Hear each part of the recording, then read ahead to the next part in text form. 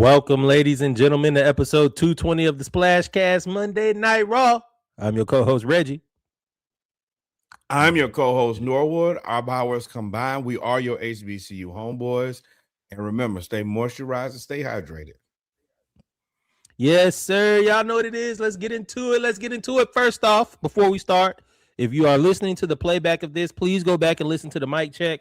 Had a good brief discussion, talked about Michael Jordan's impact with NASCAR, USA Hockey's win in the gold medal game, and also Freaky T, Major League Baseball Players Association, soap opera, soap opera at the top. With that being said, keep your hands off your sister-in-law, bro. That's what we should all take from that. Oh man. With that being said, y'all know that it is episode 220 of the SplashCast Monday Night Raw. We do HBCU news around the culture, followed by our drink break. Then we do football. Then we do basketball after that.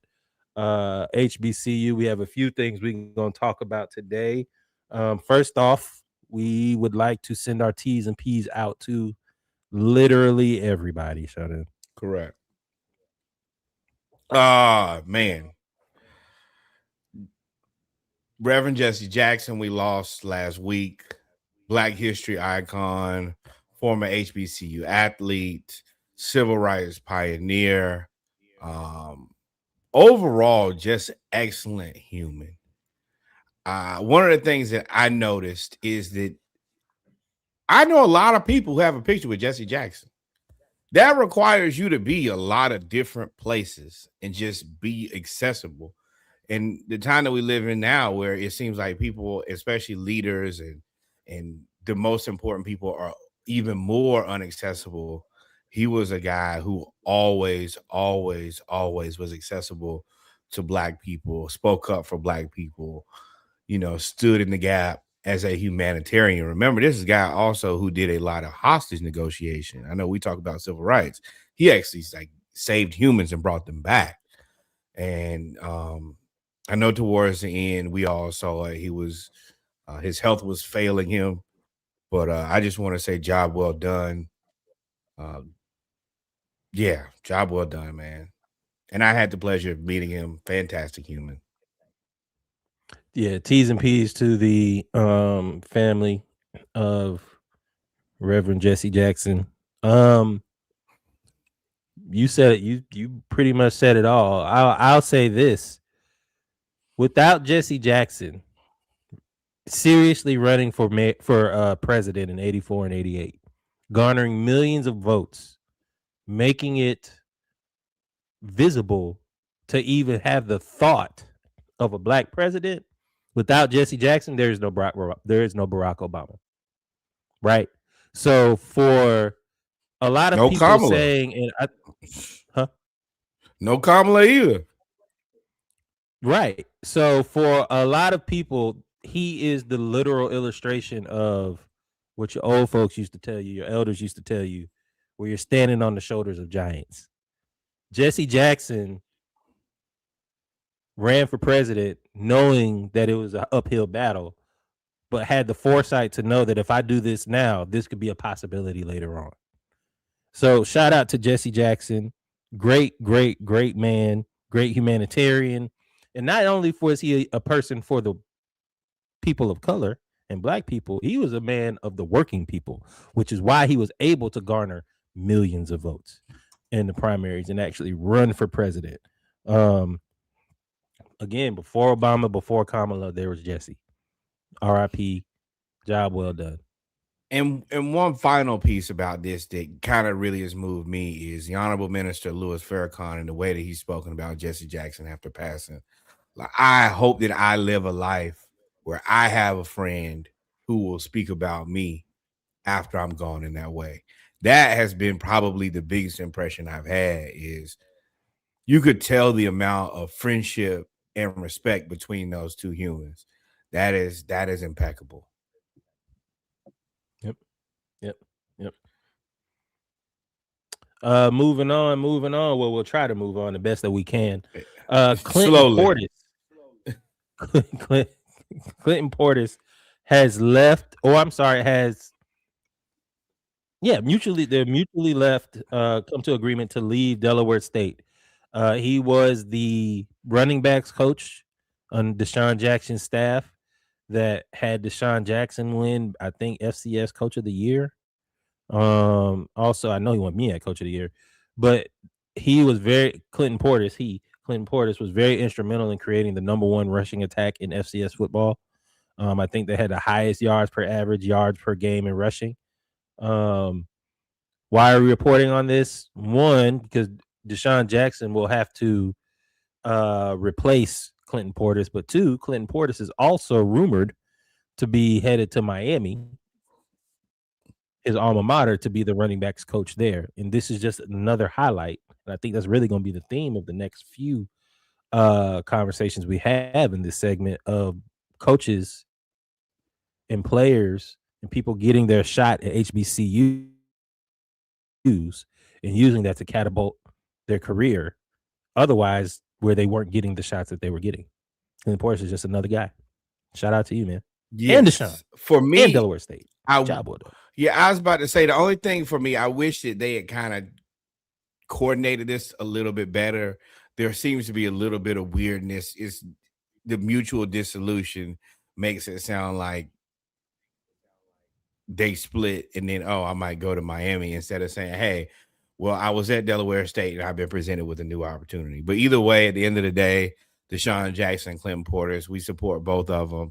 I think that he would be a fantastic hire for Miami. I don't know of anybody you could have access to that's better than that guy at talking about and teaching guys how to run the ball, especially after this year that he put in and has shown that, hey, I know how to make this happen. So it's exciting for all parties. Just wish they kind of maybe handled it a little bit better as far as the press. And we still learning. Delaware State ain't been Right. good for a long time. Social media ain't been good since social media came out. Fair enough. That is more than fair. That I will 1000% give you that. You all right? And I will say at the end of the day, the alum is happy, and that's what matters. Everything else is ancillary. We also want to congratulate another HBCU alum, David Whitlow. Saw limited action at quarterback and also played defensive back at Alabama State. And he is now he coached the wide receivers at Kennesaw State and now is headed to Georgia. Yes, under Kirby Smart. I wanted to make sure I said that right. The graphic right there. Right. Kirby right there. But it's like Kennesaw to Georgia. Oh, what? Congratulations, brother. I mean, it's just a hop, skip, and jump away. Again, HBCU to coaching to big time college football coaching, PWI, FBS coaching pipeline seems to be in full swing right now. I wouldn't be surprised. Kirby Smart is basically one of those guys that his coaching tree is expanding rapidly. And if you can get on there and everything that everybody says about Kirby is the same thing they said about Nick Saban. Kirby's going to teach you how to recruit. He's going to teach you how to run an organization because it's not an organization. It's not a football team. It's not or a department. It's run an organization. You're going to learn about the NIL, big money NIL, dealing with a lot of donors. You're going to get so much education on this staff that you'll be able to go be a candidate for a higher position, whether it's a coordinator, whether it's a head coach at another school very quickly. And actually, I'll let you go. For me, I love this because this is a big joker. As y'all remember, I'm a Florida fan, and we just had Billy Napier. And the only reason Billy Napier got a job is because he was on Nick Saban's staff. I like that this black coach has this now. Hey, this is my big joker. You must at least interview me and listen to me and potentially hire me because I'm going to be adjacent to Kirby Smart. And I'm happy that in the time that we live in, so when we see so many other people get the opportunity just because, I hope that's afforded to us the same way. Yeah, it's not a promotion, and it's not a promotion. It's visibility for HBCUs, right? Because depending on where he wants to go, he could wait it out. right? You could take the Del McGee route. Del McGee was the running backs coach for Georgia when they kept getting all them running backs under Kirby, Nick Chubb, all of them. Del McGee then parlayed that into one being recruiter of the year, and then parlayed that into being Georgia State's head coach, right? So you could take it that route, or you could go back and be head coach of an HBCU. They will hire you immediately. Or, I mean, you could be like Coach Huffman. You know, he was, if I remember correctly, he was on the Saban staff. And then after that, he started, you know, with the smaller time schools, whether they be PWI, HBCU, and now he's coaching Memphis. If specifically, if you're good and the big joker, then that puts you in elite territory. Yep. So I'm excited to see his story unfold. That's gonna be great. Moving on, Morehouse back in the headlines again. Normally, when you hire a new coach, that means you're not doing well in football, and Morehouse is not doing well in football. Shout out to Brad Sherrod, though. Brad Sherrod has now been hired as Morehouse's next football coach. The last 2 seasons, they've struggled with consistency and total wins. They are trying to be competitive again in the SIAC. If you know during football season, we cover HBCU football. The SIAC is a very strong conference, right? And that's where a lot of these guys are getting their opportunities, getting their feet wet, and the guys who are going there with a mission to win. I was able to watch some of his press conference. The one thing that I appreciated most about him was he was very clear. He knew this is an uphill battle. And he said, also, I have an expectation to win. He knows that he needs to change the program fundamentally. They have to be committed. Yes, they have to be committed to winning. A lot of these people don't know what winning looks like. They've never been a part of winning.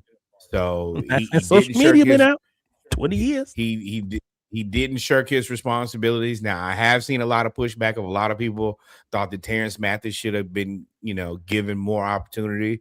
And it is yet to be determined, but I'm excited to see what this guy brings. He's a Duke alum, if I remember correctly. I think that he's capable. Morehouse, y'all got to be patient, though. This ain't going to be built in a week. Yeah, I heard rumblings about that too of Terrence Mathis. Again, this is a new territory that everybody's charting in college football with NIL. So not everybody is built, if you not saying this was Terrence Mathis and this why it was, but sometimes when the eras change, some people aren't able to change. And maybe Brad Sherrod has more of a handling of being able, he says he's a Duke alum, being able to raise money. And also having an understanding of the NIL and everything going forward with that and building out this football program. Well, that's the part that I charge Morehouse with. That is the thing that y'all hang y'all hat on. Is legacy, legacy, legacy. Well, y'all have all these all-stars. You got Spike, you got Samuel L. Jackson. Y'all got to spend money. There has to be a conscientious effort to inject money into this football program in order for y'all to be successful. And let me tell you, y'all got a bunch of rich alum. They got the whole lot. And loud, too. They be quick to tell you they from Morehouse. Cool. Write that check. That check. Get them bleachers all the way around the field. Let's go. Do the whole thing. And not only undergrad, Morehouse School of Medicine. They got some money over there, too. You have to spend money in order for the right. Y'all ain't got no football team. I never thought about that. Do they donate? They're the cheerleaders for the team. They should. I would. Yeah, but Spelman also has all of their own money. And they don't need y'all. Spelman's the number one HBCU in the country. What I'm saying is, if it would benefit to me, it would benefit Spelman to invest in Morehouse's football team because you get notoriety. I agree, but department. If I'm the number one HBCU in the country, I'm also not. I mean, oh yeah, no, you got to ask me now. I ain't No more free volunteering. Randy. You need me, big dog. Right. You know we number one. Reigning number one for about 30 years. We've been number one, go be number one. I still don't like that because they only girls. Man, you put boys in school, we're gonna ruin it. I'm sorry, pardon my honesty. While we on Morehouse, we want to also give a shout out to Chad Candyman Pitts, who wins the International Boxing Championship, the USA Boxing International Open. He is a Morehouse. I don't know if he's still a student. But congratulations. And hey, y'all see that man on campus? Y'all better leave Candyman alone. Man, Morehouse just started this boxing club. We talked about it last year. And for Chad Pitts, aka the Handy, that's a great name. The handyman to come out there and win an international boxing. No. The Candyman. The Candyman. I'm sorry. Oh, say don't say my name 3 times, dog. Right. Show up and whoop your ass. Fist buzzing like bees. I will tell you though, going forward, there needs to be a boxer who needs to be the handyman because I'll fix you. Oh man. But if you looked at homecoming, I think Morehouse had an amateur boxing event during homecoming, if I'm not mistaken, last year that we covered during homecoming season. For sure did. That has grown now to that whole energy has now grown into a boxing club. Shout out to Morehouse for seeing the opportunity and creating this opportunity, creating the club. I'm sure that has had a positive impact on relationships on the campus. I don't want to say violence or anything. Problem solving, conflict resolution. I mean, let's be real here. If you're gonna have we stayed in the dorm. If you're gonna have a bunch of boys in a place for a long period of time, there will be some tussling going on. It makes sense. Mm-hmm. Yeah, organize it. Go get the gloves. Y'all want to throw down? Exactly. Go get the gloves. I 1000% support that, and I think, man, all HBCUs, because it's not something that takes a whole lot. And it keeps it instills a lot of discipline and all of those things. You're right. Union, my godmother's father, big Union alum. You know, they one of the originals, one of the original HBCUs. Virginia Union wins the CIAA Indoor Track and Field Championship for 2026, first time in their 49-year indoor track and field history. Long process to get to this point. Shout out to them. That's generational patience paying off. This is the first time in over 90 years Virginia Union has brought home a conference track and field title, a milestone dating back to the outdoor championship in 1934. They dominated the CIAA, correct, 1934. Tallying 164 points, outpacing Claflin, the runner-up, who ended up with 123 points. Shot put Zachary Jones, Daquan Boone, and Travion Hooker. Also, Roger Corrier and Daryl Hawkins claimed the first and second in the 5,000 meters. My Lord. 5,000 meters. No, thank you. I don't want no parts of that. Congratulations to them, man. 1934 is a long ass time. I think y'all should get a day off of school. Sorry.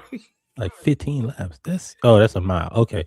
Yeah. Hey, at least little special calf meal or something should go on.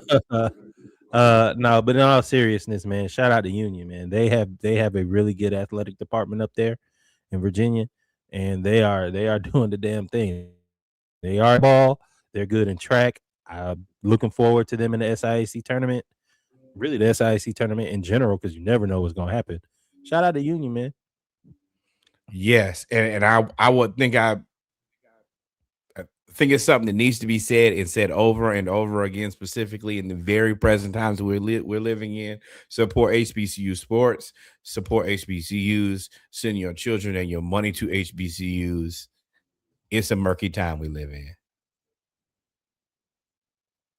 It is. It is. Shout out to Kev. With that being said, we have come to the end of HBCU news around the culture. We are going to take a switch drink up. break. Hold up. It's the switch up. New season.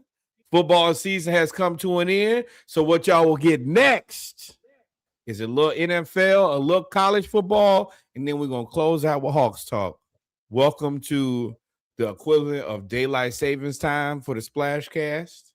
We flipped the fan to go in a different direction. So yeah, buckle up. Let's talk some football. We'll be right back.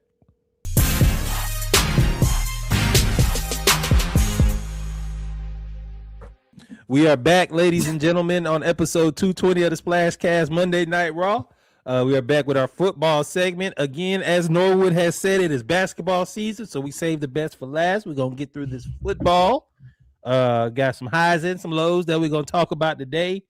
We're going to start out with NCAA football. Norwood's going to lead us there, and then we'll go to pro football, where I'll jump in. What we got first on NCAA football? This is actually not NCAA or pro football. This is high school football in the state of Florida.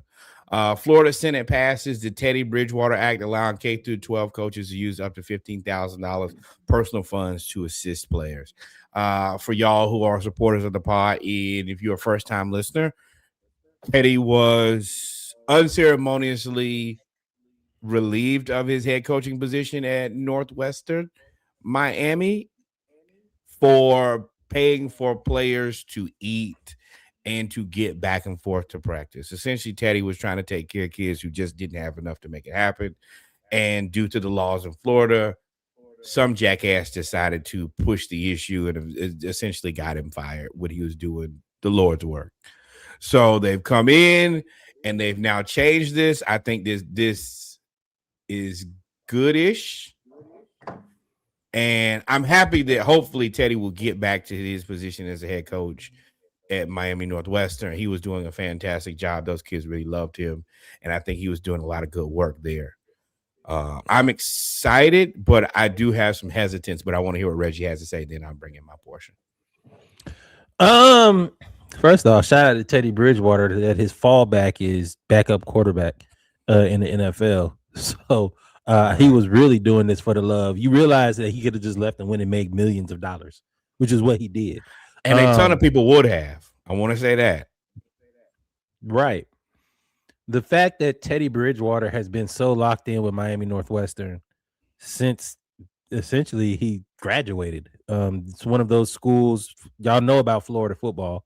It's one of the smaller schools in Florida, but produces a lot, just like all of Florida produces a lot of great athletes. Well, he goes back to his neighborhood. He wants to make an impact. It's really not. A hater is just a term that's not even strong enough for me for somebody to try to be a whistleblower on the fact that he was helping the kids eat and be able to participate in sports versus being out on the street or doing whatever they were going to do. Not saying that if you don't play sports, you won't be on the street, but just giving them an opportunity to better their lives and move forward in life. And you just decide to hate on them for no reason. And not only that, he was also fundamentally giving these kids an experience that they clearly otherwise would not have a way to. I'm going to say the vast majority of many of us grew up and played high school sports. And many of us look back on that time, and that means a lot to us, whether it teaches you how to work as a group, how to work with different people, the difficulties, as Reggie talked about, as he talked about getting back up and, working out. That's a big part of these kids' lives. And to just be a hater and be like, well, no, I don't want that. And to be a tattletale, I don't really have any other way to put it. That was weak. It's hoish. It's real hoish. It was hoish. Yeah. So, I don't really praise the state of Florida for a lot of things. If you know, you know, but they got it right with this one. They got it right with this one.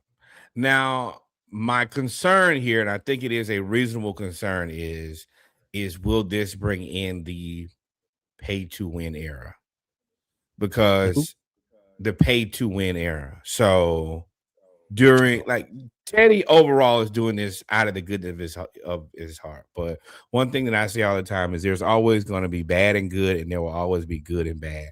And I do see where you could have some of these other places where it's probably Teddy who's the guy giving the 15,000. Probably that's it.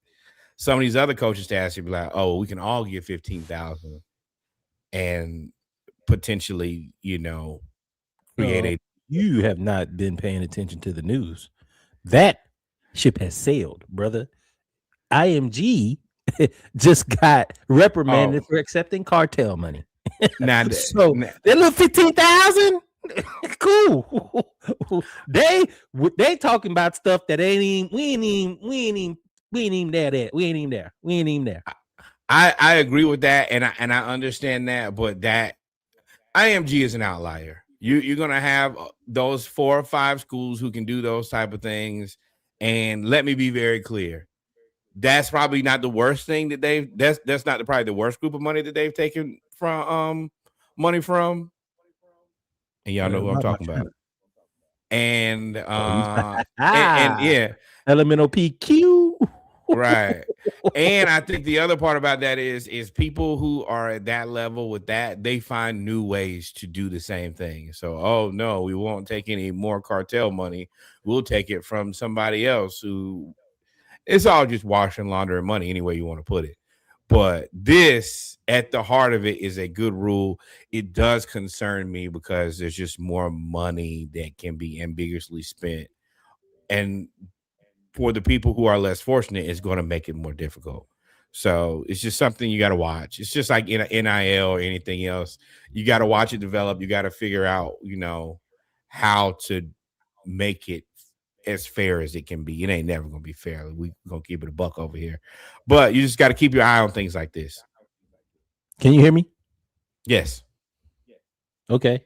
My whole screen went dark. So flying blind here. But yeah, I agree with everything you just everything you said. Shout out to Florida for getting it right. Next up, Trinidad Chambers granted a 6th year after much dismay, much back and forth. Looks like he will be the starting quarterback for Ole Miss going into the 2026 season. And for a minute, I thought he was going to be forced to go to the NFL. Then they looked like they did the old razzle dazzle and found the right judge, and he passed it. Oh no, the judge in Mississippi decided to grant Ole Miss quarterback that took them to the national semifinal another year of eligibility. Who didn't see that coming? Right. I mean, I don't know. It is what it is. I don't agree with it, but I mean, I'm not gonna hate. Get your money. I'm back. Right. That's the reason that I'm in as much support as I can of this is get all of the money. I want athletes to have all of the money for the entire time the NCAA was committed to not letting them get the money. Y'all break the rules back because the NCAA used to do people bad. So if you can get some money and you can create generational wealth before you get to the NFL, I love that. Pay your mama's house off, pay your mama's car off, do whatever you can so that you guys can be financially stable and safe for the rest of your life and prayerfully your children's lives. That's the thing more than anything. I agree. I do not know why I'm zoomed in all of a sudden, but whatever. Roll with the punches. Speaking of money, we found out that Kurt Cignetti, college football champion, had a good faith clause that required Indiana to make him a top 3 paid coach if Indiana reached the CFP semis. So that whole thing where we thought it was a negotiation, it was actually Guaranteed. That boy said, I got the money in the bag. Just update my go in there, HR, update it, send me over that new offer letter. I happily sign it, DocuSign, because I'm on somebody's beach in Hawaiian shirt, in some Hawaiian shorts. I ain't got no shirt on. Congratulations. This is I love that he negotiated this, and I love that they had to pay him. Get your money, big dog. Hey, man, shout out to your agent. If betting on myself was a person, right? Y'all got to realize Indiana was the worst football team in the history of college football before he got there. The absolute worst. He gets there. I'm sure the AD was like, yeah, if I win a national championship, then you got to pay me. The AD was like, yeah, sure. Whatever. We don't care. Right. National championship, you say. That's like you said, well, if you get a date with Beyonce, you got to pay for it. Okay, cool. That's not going to happen. Hey, I'm flying to Vegas on this private jet. I need you to run my credit card, big dog. Right. Like, and that's essentially what he did. Run it up. He went to $13.2 million. I think he's the number 2 highest paid head coach. No, numero uno. No, he's number 1. He's up number 1 by 200,000. 13.2 million. Yeah. Yeah. So shout out to Sig. Shout out to the whole Indiana University football team. Y'all getting what y'all need to get. And you deserve it. Absolutely. 1,000%. Yeah, I don't have any pushback. I don't have anything. I'm actually done. Whatever Kurt says, I agree with going forward. He is the greatest coach in college football history. I've never seen a coach be this good before. I'll never speak ill of this man again. Every time I've said anything against him, he has proven me to be wrong. And speaking of being wrong, ex-Michigan head coach Sharon Moore, home invasion and stalking charges could be dismissed after a judge says his due process may have been violated. Evidence hearing has been granted. So all that crazy talk about all of that, and he tried to cut her with a butter knife and all of that, what we're starting to hear is that this may be created. And this is on the heels of Mel Tucker, who was also found out that his story was made up. And we're now getting into this very weird space where it seems like black coaches who are doing a relatively good job at their job have been targeted. I'm going to call it what it is. Targeted and eliminated from high-profile college football jobs. Now, I told y'all I have seen this with my own 2 eyes from a close friend of mine. And that's the reason it's always fuck you, Michigan State. But with that, this is becoming a problem that nobody cares about except for black coaches. ESPN ain't gonna cover it. Fox Sports ain't gonna cover it, and that's the reason y'all need to like, follow, and subscribe. I like being right. Sometimes I don't like the circumstances in which I'm right. I told y'all as soon as this news dropped, I was like, oh, I know who this is. They decided they didn't want him there. I told y'all when they made him coach with no contract. I said, oh, they gonna find a way to get him out of there. Off the strip. And then he beat Ohio State. So now you can't get rid of him because he beat Ohio State. Sure can't. So now I said, what did I say? I'm gonna say it because I said it. I said, hey, they're gonna figure out a way to get him out of there. And they're gonna figure out a way to get him out of there and not pay him. Same thing with Mel Tucker. Mel Tucker went up there, did really, really well his first year. They paid him because they knew somebody else in the SEC was going to pay him. And then they didn't want him anymore. And you targeted him with the sexual harassment lady. who teaches the team about sexual harassment to then file a sexual harassment against the head coach who brought you in. That smelled fishy from the beginning. And I was like, dog, I said, dog, none of this makes sense. This is just up in the ante because now contracts have gotten to the point where they're so exorbitantly high that you can't just fire him like you did Tyrone Willingham back in the early 2000s when he led Notre Dame to the number 2 seed. You and can. then fired You just got gonna be gonna pay them through their nose. That is the thing. Right. You can fire people. It just costs. It costs a lot of money. It didn't cost as much with Tyrone Willingham, but it costs a lot of money. We just told you Kirk Cignetti $13.2 million a year. 13. That's what they pay the coaches. So now again, if something did happen that was illegal, Sharon Moore should have to deal with it. But if all of this proves to be made up, which is what everything is starting to show, and you've now ruined my marriage, well, I ruined my marriage. You exposed my marriage and put me in the white suit. You put me in the white suit and made me take my first hearing in a mental institution. Y'all remember that? He was like this in the mental institution with the rubber walls. And it's not the relationship, because the people do those type of things all the time. You defame that man. You defame that man in a manner that he will never recover from, to be completely honest. I have lawsuit written all over this. The more y'all made up. All right, cool. You called me cheating. You made me into a stalker. You questioned my mental feasibility. You know, I mean, you don't be the knife. So some level of like a danger to humans, and not only a danger to humans, a danger to women. Those are all those are multiple escalations that will live on the internet forever. And there will be a certain group of people who, even after this has been found to, if it is found to be untrue, and I'm not talking about the cheating. You was cheating, hey, bro. It is what it is.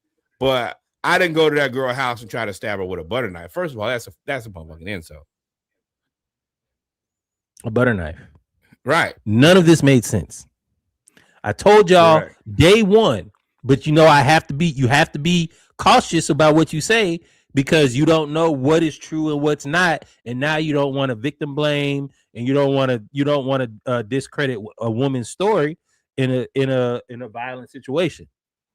But I told y'all this didn't make sense. And there's another underarching part here of black people not being given due process. So I'm looking, hey, Michigan, y'all can go ahead and run me my bread, and whatever institution decided to put them bracelets on me without going through due process, also, hey. Boy, Michigan, y'all taxpayers about to pay a lot. I mean, because they gonna get it back. They're gonna get the money back. Them ticket prices gonna go right into his pocket. And Michigan State.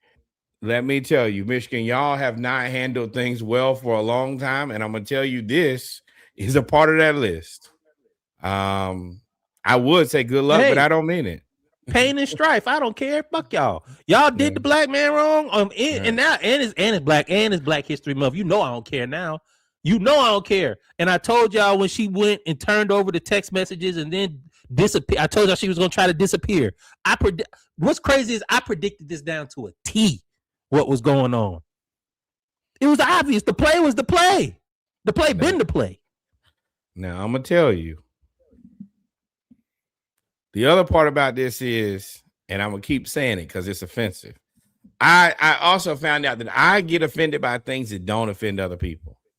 But if you think you're gonna get on the internet and tell people that I tried to hijack you with a butter knife, I can't fight you because you're a woman. But you got a dad or a brother who finna get their ass whooped. I'm gonna tell you that, and I mean it. Because for you to yes, I want all your inheritance. I want everything. I want the money. I want your land. I want everything. I know somebody is getting hands and feet because it's too stupid. Oh, you went over there with a butter. You told think y'all it I'm didn't make dumb, sense. huh? I told You y'all from think the I'm get-go it dumb. didn't make So sense. now, yeah, bring Brad or David, Chad, whoever it is, come on outside. We finna get dirty. Because I'm finna put hands and feet on you like never before. Because you can't talk to me like that. There's certain things I'm gonna take as disrespect. Ooh, and we can move on. But now you got it. Right. Now, man, I need you to come talk to me. To the wife. Everybody knew. Come on, all right, we move on. This Oh crazy. yeah, and NFL. whatever it is, y'all gonna have to pay me because I gotta pay her. So Yep. Alimony. right. All All the right. money. Let's move on to NFL. I'll jump in here. Sad news, tragic news. We want to send T's and P's to the whole NFL family, to the family of Rondell Moore, to the family and friends of Rondell Moore, and everybody whose life that he has touched or has touched his life. He passed away in last week. Was it this week? What's today? Monday? Last week he passed away. Reports are saying by self-inflicted wound in his garage. Very, very sad situation.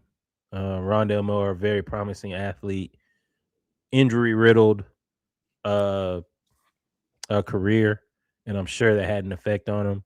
The whole NFL was absolutely shaken and surprised. We want to send T's and P's out to his family. Yeah, I think that was probably the biggest thing is he been in the league for 6 years. Was it 6 years? Mm-hmm. But the amount of players that he had personal relationships with, it really covered a lot of players. And I do appreciate the players standing up and kind of being pretty transparent about how the NFL hasn't handled players great. The NFL also has to take a look at itself.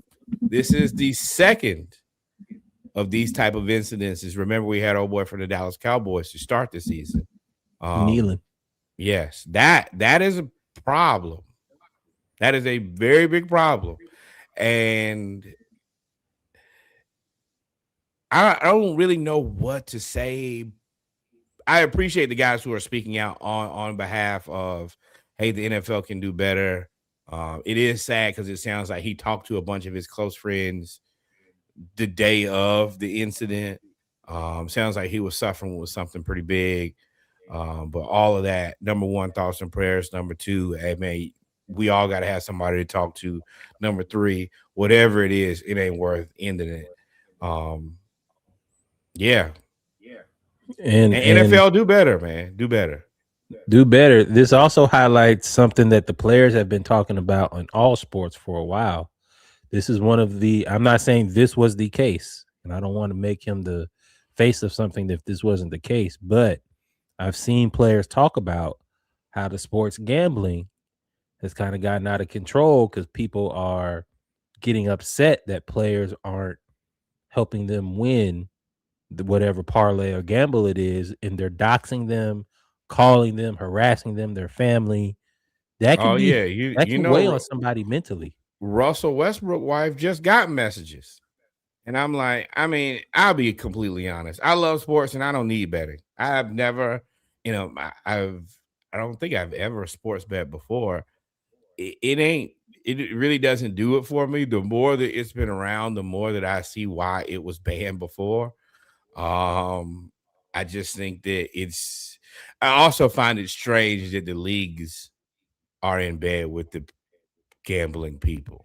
That is bad. Money. Right. Remember, these are companies. These are all companies.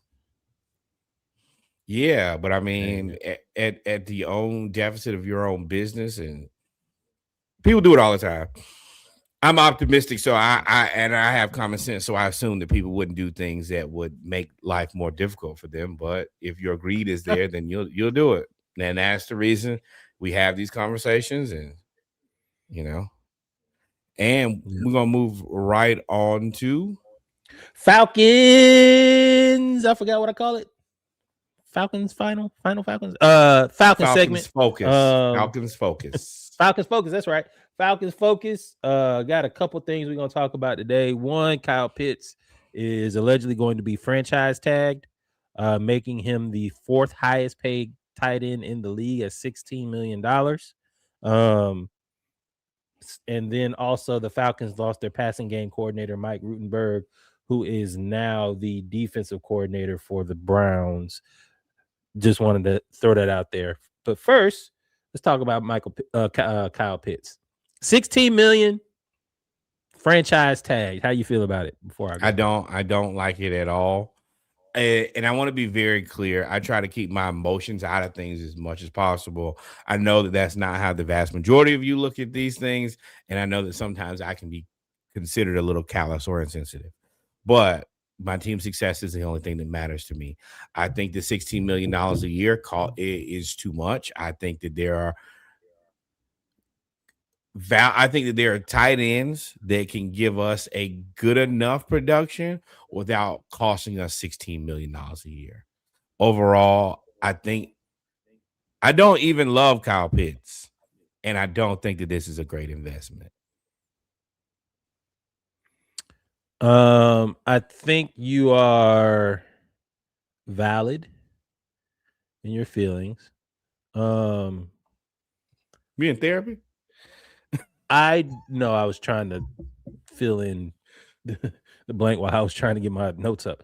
$16 million for Kyle Pitts. The thing I'm neutral on this right now because I feel like this is part of another move. I don't know what the other move is. The move could be that you sign him to a long-term deal and you negotiate into the season, which means if you do that, you're probably going to pay him around $16 million anyway.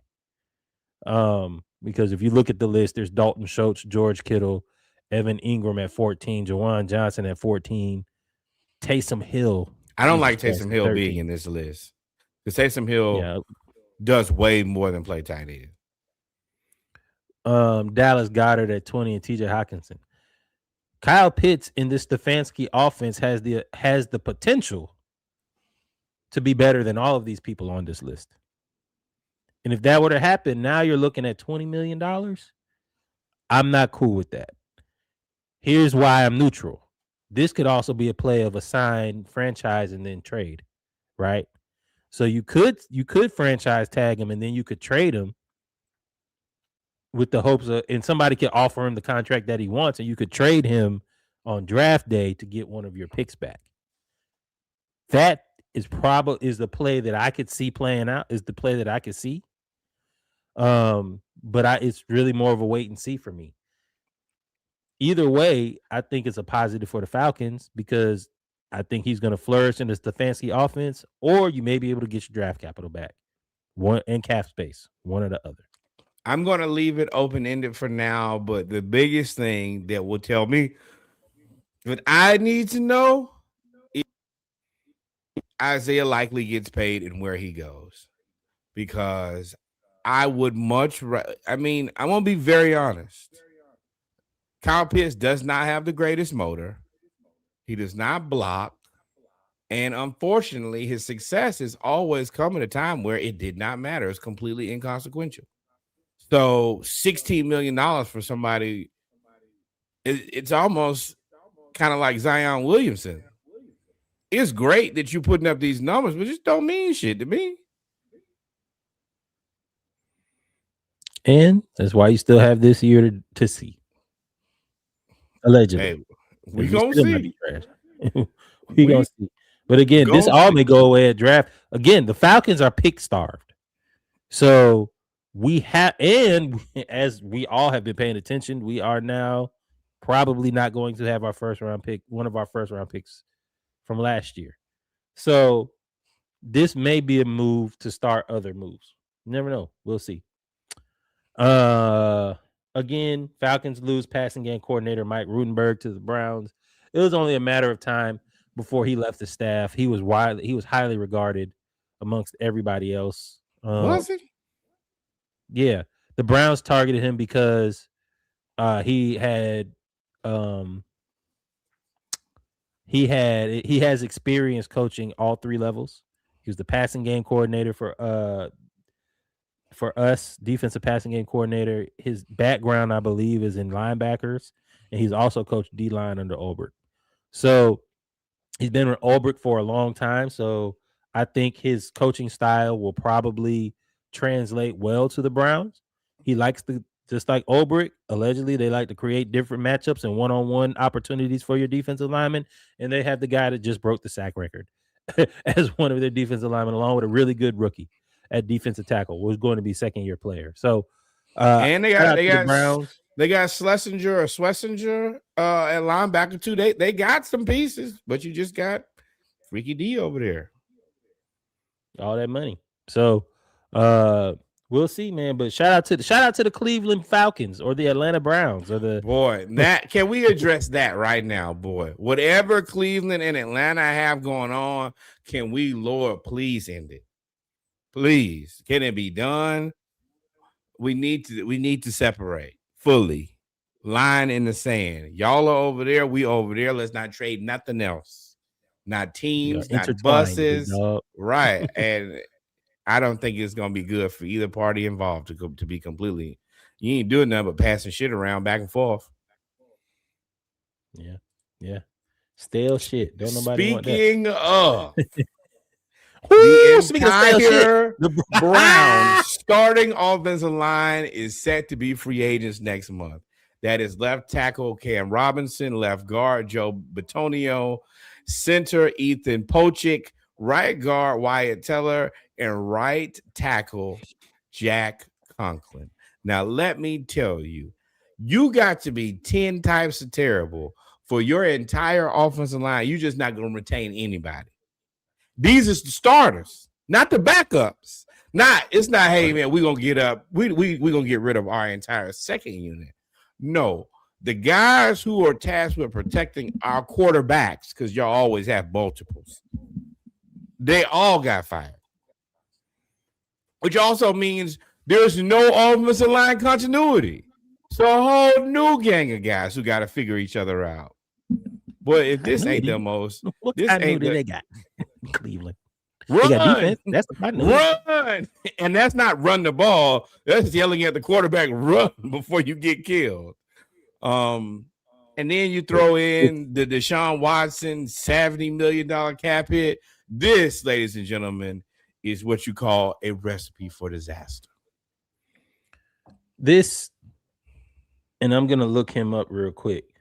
This is just another part of the ongoing saga that is the Browns offense, which is why, as a Falcons fan, we are so skeptical of hiring Stefanski. I don't know if this has ever happened before where all 5 offensive linemen are basically cut at the same time. Not to mention the offensive line coach too. Not to mention DeJuan Johnson. Is that his name? DeJuan Johnson, the first round pick from Ohio State a couple years ago, hasn't played. Got to talk about that because Paris Johnson was terrible too. And then they had a top pick from Alabama a few years ago that just retired. I don't know if he got hurt and retired or he was ass. They can't figure out anything on offense. They can't figure out the O-line. They can't figure out the wide receivers. They can't figure out the quarterbacks. They can't figure out anything. Shout out to you, Todd Monken. That's crazy. Your first day or your first thing, everybody got to go. All 5 offensive linemen. I need to know, Cleveland. Y'all let us know in the comments, because this is going to be a clip. Y'all let us know in the comments in Cleveland, what does y'all cap space situation look like? It's y'all have ruined. To have at least... Deshaun Watson is their explanation of cap space. It over. So, but I mean, you got to have some money outside of Deshaun because you don't have any offensive linemen. The highest paid players on the offensive line are normally your left tackles. You don't got none of them. Now, who's the receivers? You want to play? Which one you want to play, Reggie? You want to play tackle or you want to play receiver? I'm not going to Cleveland. I'm not going to Cleveland. You think they gotta? You think? Hold the damn horses here. You think that they got to plan that far down? Do you see the team drafted 2 quarterbacks? They drafted 2 quarterbacks. Neither one of them will start for this team to start the season. Again, shout out to Atlanta Brown. We drafted a quarterback. He may not start. They talking about getting a new one in Atlanta already. And okay, you're correct about that, but he is hurt, and he doesn't cost $70 million for one season. They got damn near probably $80 or $90 million in quarterbacks between Shedeur, Dillon, and Deshaun. And I saw that they might be interested in somebody else. Bringing back old man Joe. Yeah, this is a joke, and it's not funny to me. Baltimore need another team. Y'all got the Ravens. Send them back. They need another team. Somebody else need another team. I ain't gonna say that because the Cleveland fans gonna go crazy in our group chat. But y'all got some soul searching to do over there. You're really just holding on to a team for the sake of saying we have a team. It can't be fun. When was the last time it was fun to be a Cleveland Browns fan? Before Josh Gordon got caught. Nah, I think you mean Jim Brown? No. Josh Gordon set the single game receiving record. Eric Metcalf, the 80s. No, right. That was heartbreak because you lost to John Elway on the 99-yard drive. Wow. At least we ain't got no expectations in Atlanta. Y'all just expect to be good, and I don't know why. 42 quarterbacks later. And counting. And let's be real. The 3 they got is not the answer. You gotta find a whole new quarterback. In the draft. What y'all gonna do? They about to run the now. I'm gonna tell you right now. I would not. If you think you're gonna draft me to play quarterback of the Cleveland Browns, hell no. I'm not going. Not no. I just thought of something. And it's such a terrible thing. It's a terrible thing for me to say, but I gotta say it. Y'all know I gotta say it. Got a little drink over here. I would love. It would make great cinema. But it's real. What's the people? It's real Hunger Games-ish from the rich standpoint of just watching misfortune happen over and over again. What if they sign Tua? They can't. He costs too much. Don't worry about it. The finances will not let that happen. And let's be real here. First of all, Roger Goodell, if you let Tua go play behind this non-existent offensive line, it won't be a DeMar Hamlin situation. He will not get up. It will not be a miracle. It'll be over. It would not. And why would you, if I'm Tua, I'll be offended you said something like that, bro. You know why? Because I'm already living on a prayer. And you gonna put me behind the new Cleveland Browns offensive line? Did they just control all the leaders? You signed the waiver. You signed the waiver. That's your fault. It's your fault, brother. And this is the thing, Jimmy Haslam. This I would be a little bit more okay if you were like, all right, well, the Cleveland Browns are terrible, but the Milwaukee Bucks don't have any problems. Let me tell you, you are right now at the head of two of the most dysfunctional franchises in sports. It's you. They need to take these teams from you. You are ruining them and have continuously perpetuated being terrible. The Milwaukee Bucks have no plan. And you know who has even less than a plan than the Milwaukee Bucks? The Cleveland Browns. You know what's funny about both of them? They both have generational talents that have no chance of winning a championship. Giannis Antetokounmpo and Myles Garrett. You just wasting some of the greatest athletes of our time. You create the new Detroit Lions. It's your fault. Both of them. I held them in the lowest of esteem. Y'all decided to sign there and do all of that. Y'all decided to take Kev, did you hear that? That is a new level, and I plan to use this to disrespect somebody very soon. I want to let you know, I hope you in the lowest of his esteem. The lowest. You know what that means? I don't respect anything about you, and I have no expectations for you. Zero. Took the money. You couldn't let me down because I knew that you wouldn't do anything of value. Y'all did it. Everything that comes out about Cleveland is like a first. How are you the first of everything bad? You sign a quarterback for $70 million.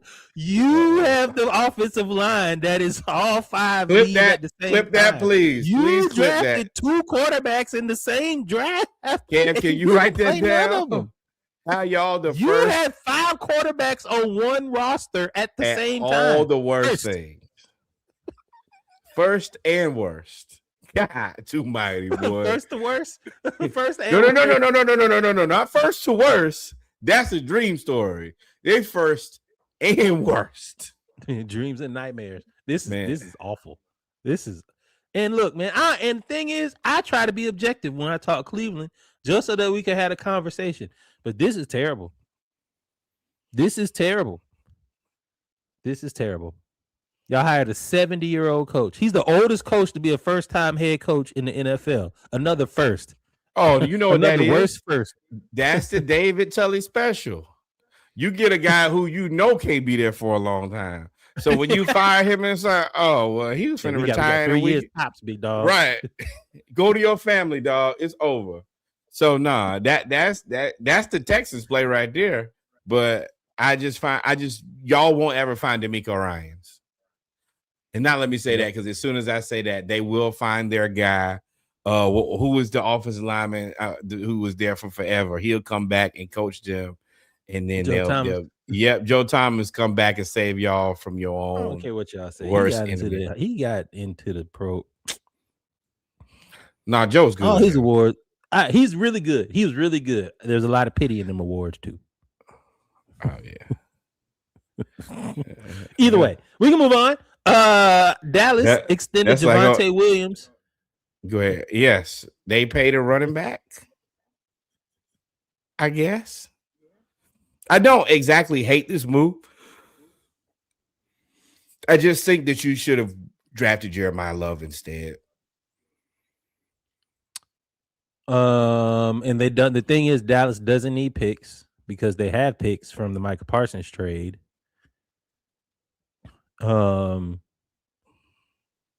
Javonte Williams is good, and Sneaky, if you're watching, please hop in. This is your team.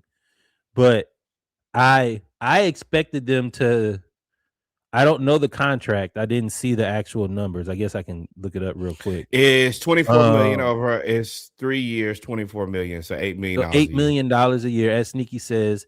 Let me turn the comments back on. As Sneaky says, it's a team-friendly deal. That doesn't necessarily stop them from drafting Jeremiah Love, and it makes it now in a very attractive trade piece as well.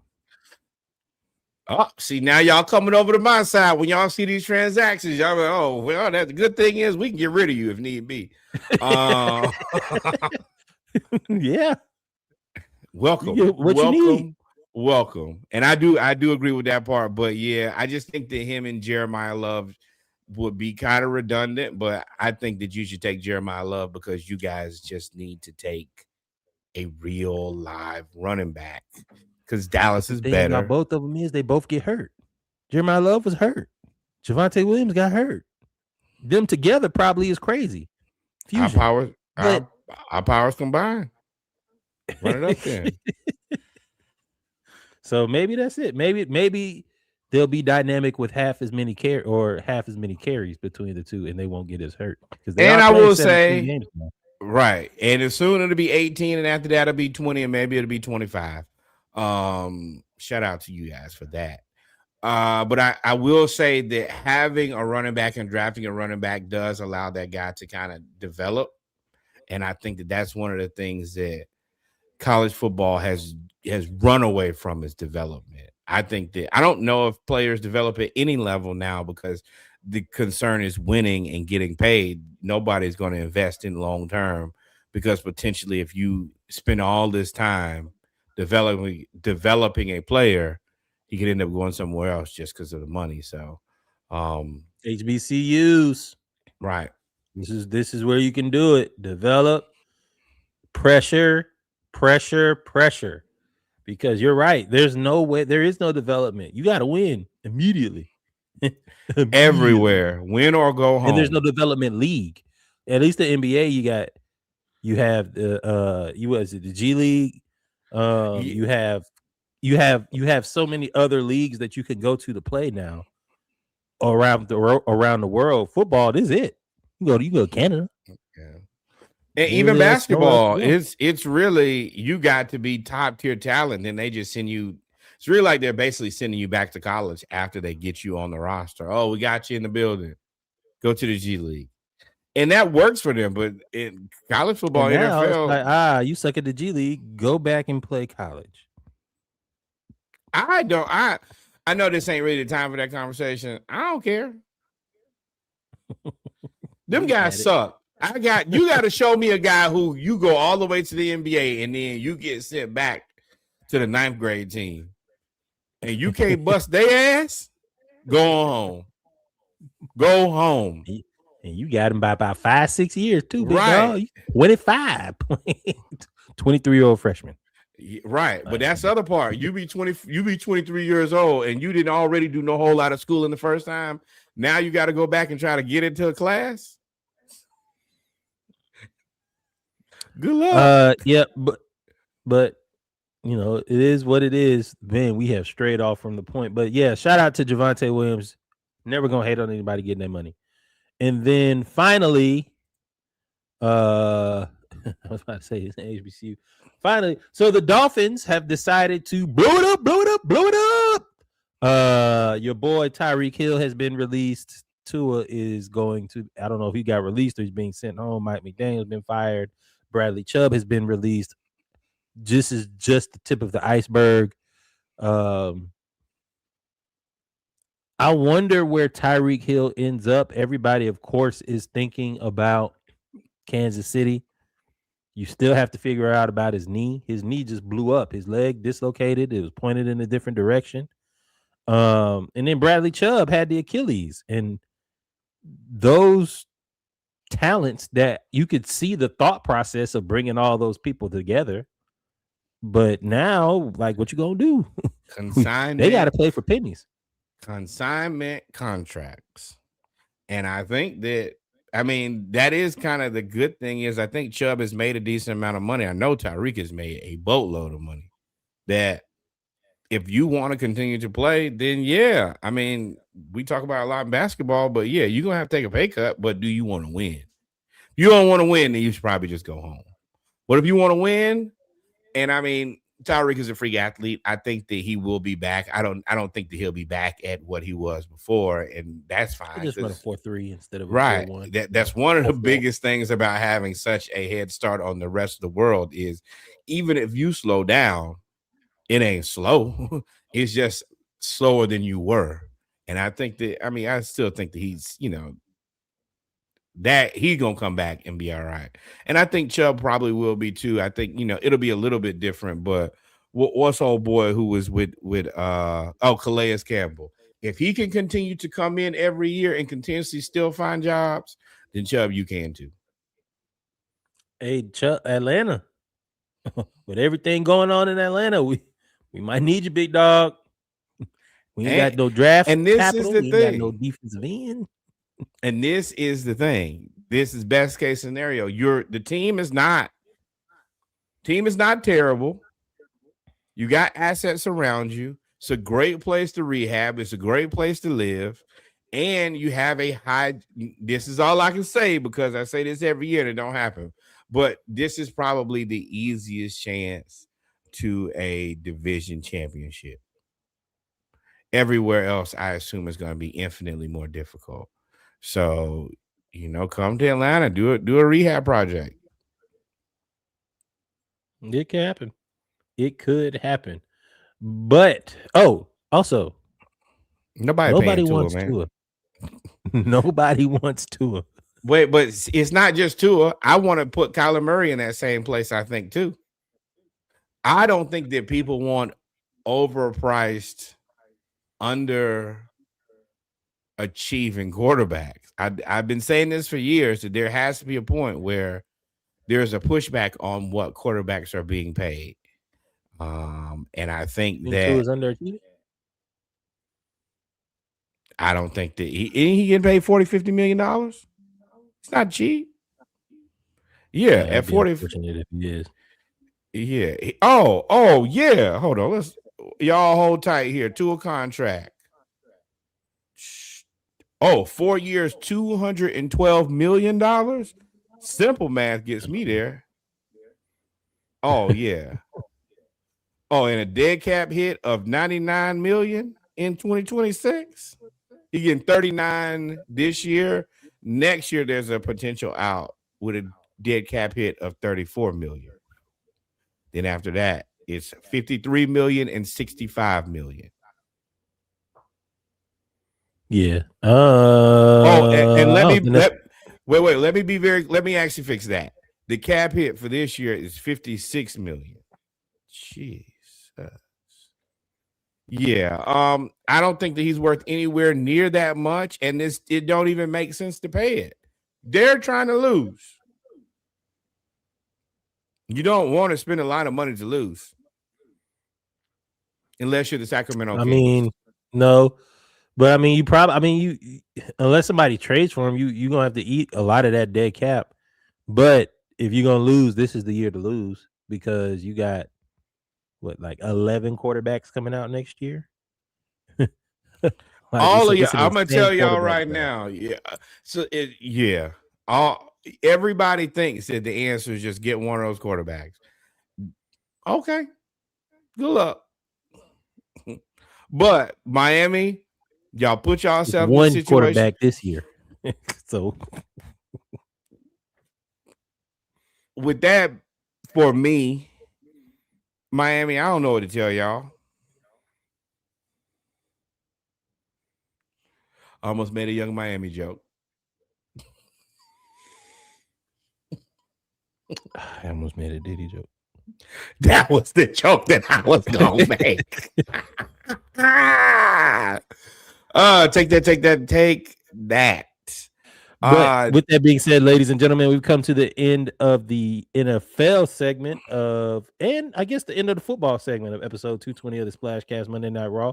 We're gonna take a quick break, and then we're gonna go right into basketball, Hawks talk, and a couple news around the league. Not so much, but really some Hawks talk. Here's the hoping QBs get reached on before 12. That is not happening this year. Arch Manning is going to be Norwood's new Trevor Lawrence.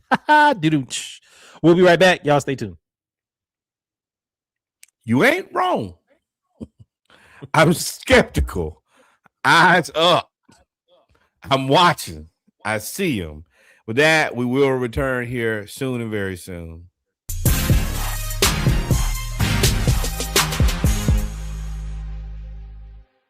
And we're back, ladies and gentlemen, with our final segment of episode 220 of the SplashCast Monday Night Raw, our basketball segment. We got a few things we're going to talk about today. We're going to do some Hawks talk, then some news around the league that really doesn't have anything to do with the league. Shout out to the Pistons versus the Spurs, though, as they were about to fight. Cade just bodied Stephon Castle. The Pistons are stepping into an era where they're trying to embody the bad boy Pistons. They were very physical with Wembanyama, which I think is smart because otherwise he's just going to dog you out. I wonder how far the league lets them go with being that physical and taking the cheap shots. And they lost. Oh, yeah. But it's interesting. But before we get there, y'all know what we're here to talk about. We're here to talk about these Atlanta Hawks, man. Since we've been gone, we won 2 out of 3. And the third one, it is a win in number only. but we're going to start out with a 117-107 win over the Philadelphia 76ers.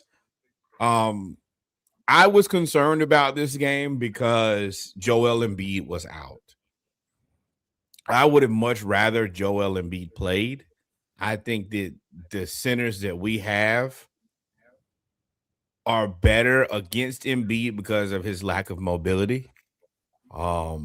And also, let's just be real here. Andre Drummond comes to Atlanta or plays in Atlanta and plays like a world beater specifically just against us. I don't know why. I hate it. I honestly wish we could just put him on the team so we didn't have to get our ass kicked by him. But he gave us 10 and 14 and 4-6 shots. We don't have a body to deal with Drummond at all. Not Londale, not Okongwu, and we have seemingly abandoned Christian Koloko for no good reason. Maxey did not play great. Dyson Daniels is a problem for him. He had 28 points on 8 of 23 shots.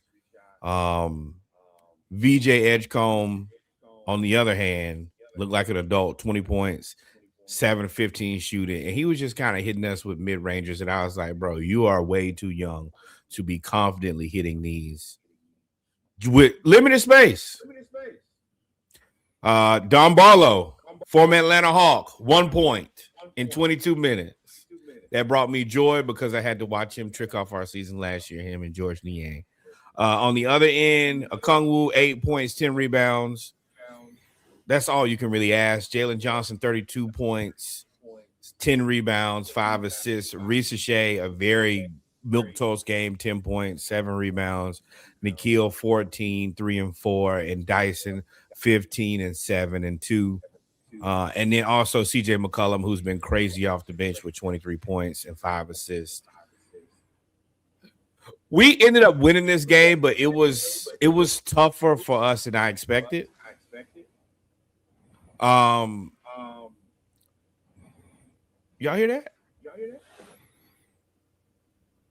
That's a little echo. But overall, we beat them the first 2 quarters. We had they came back in the third, and then we finished them off in the fourth. We should have dominated this team, I think, in my opinion, with no Embiid and no Paul Pierce. But they still got VJ, they still got Maxey. But no Embiid and no who? No Paul George. Oh. He's suspended. You said what Paul. did I say?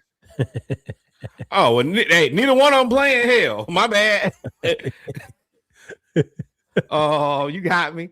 But I think without your 2 superstars, or I guess Maxey is a superstar on this team. Maxey is a superstar on this team, and VJ Edgecombe is good. But I think that we should have beaten them more convincingly. The Hawks don't seem to want to just beat somebody. They want to play to the level of their competition or play below the level of competition. I have a lot of questions about Quinn and his rotations.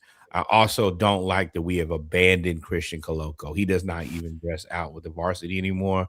And he's the only rim patrolling paint protector that we have with the appropriate size. Yeah. For all these games, I won't go. The overarching point for me is the third quarter.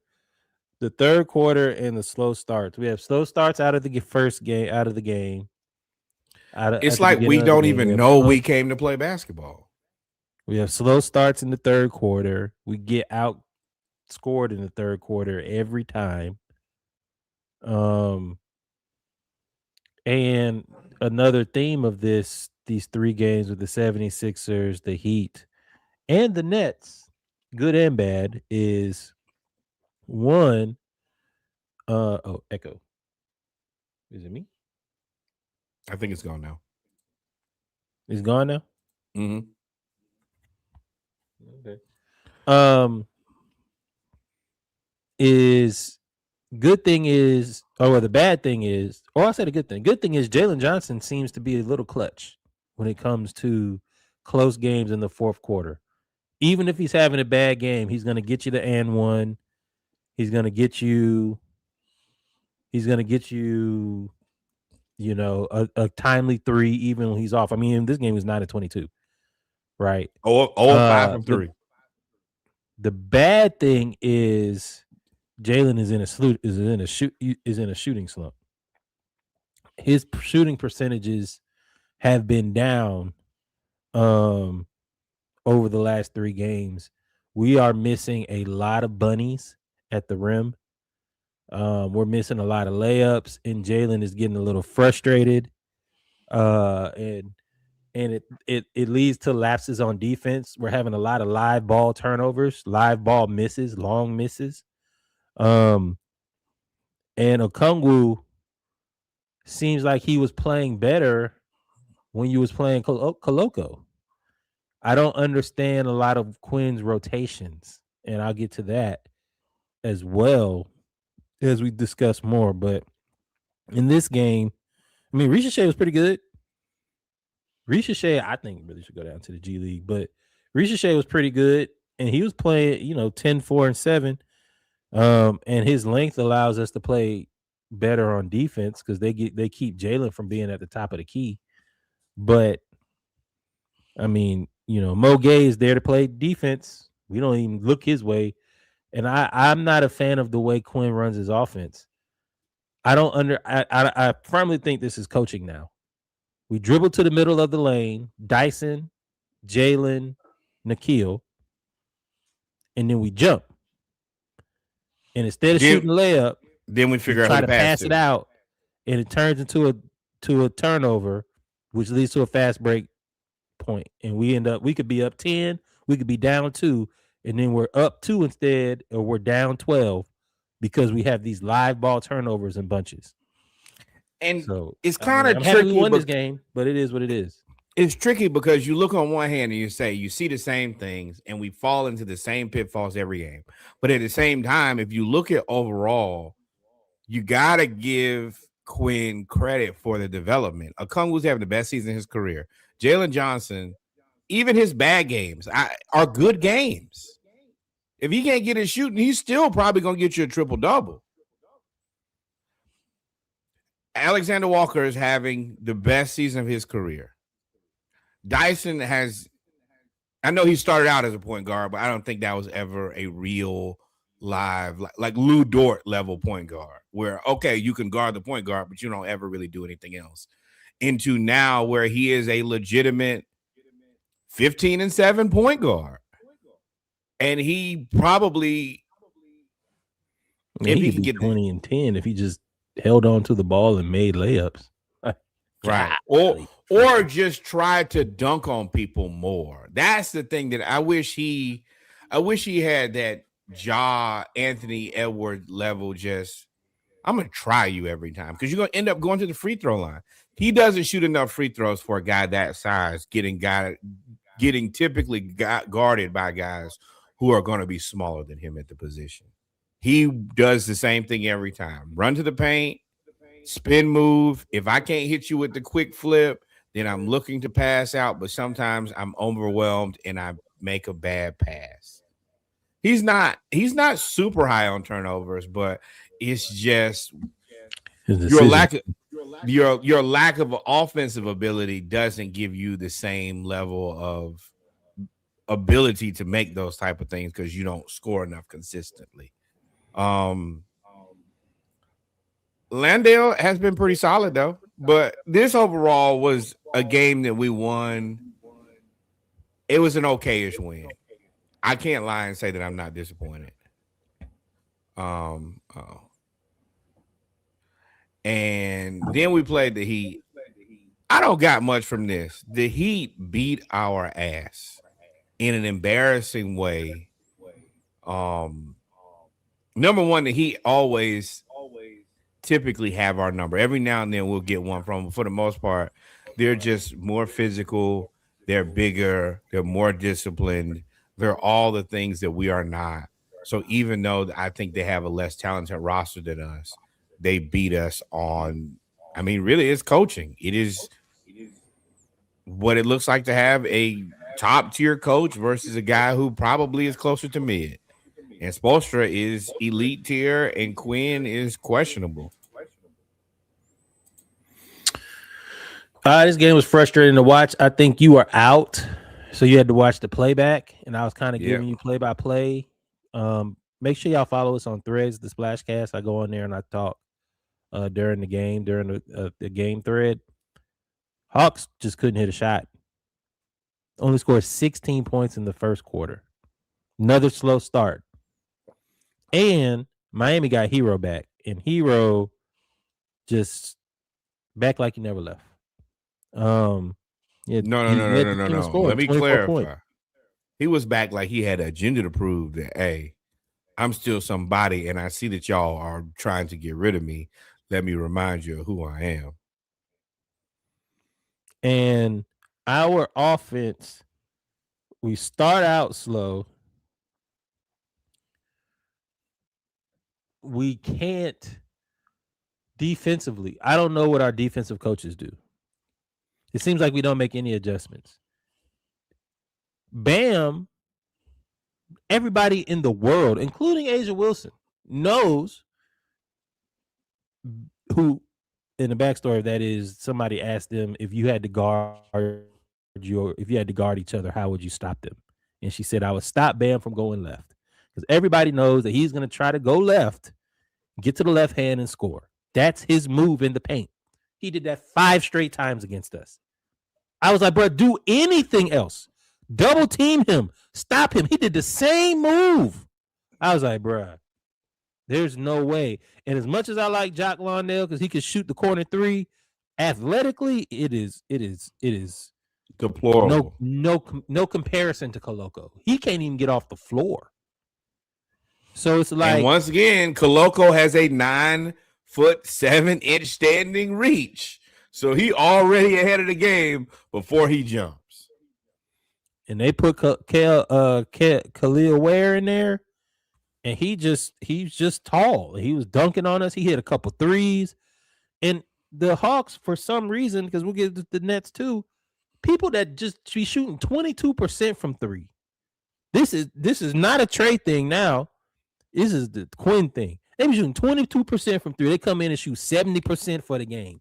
Before 4-6. You be like, what? What is happening? Who is that?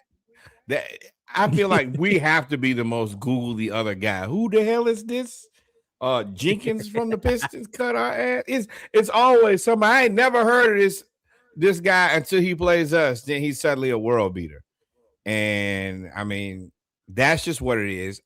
I think that Miami's a I don't team. know. I didn't realize 11.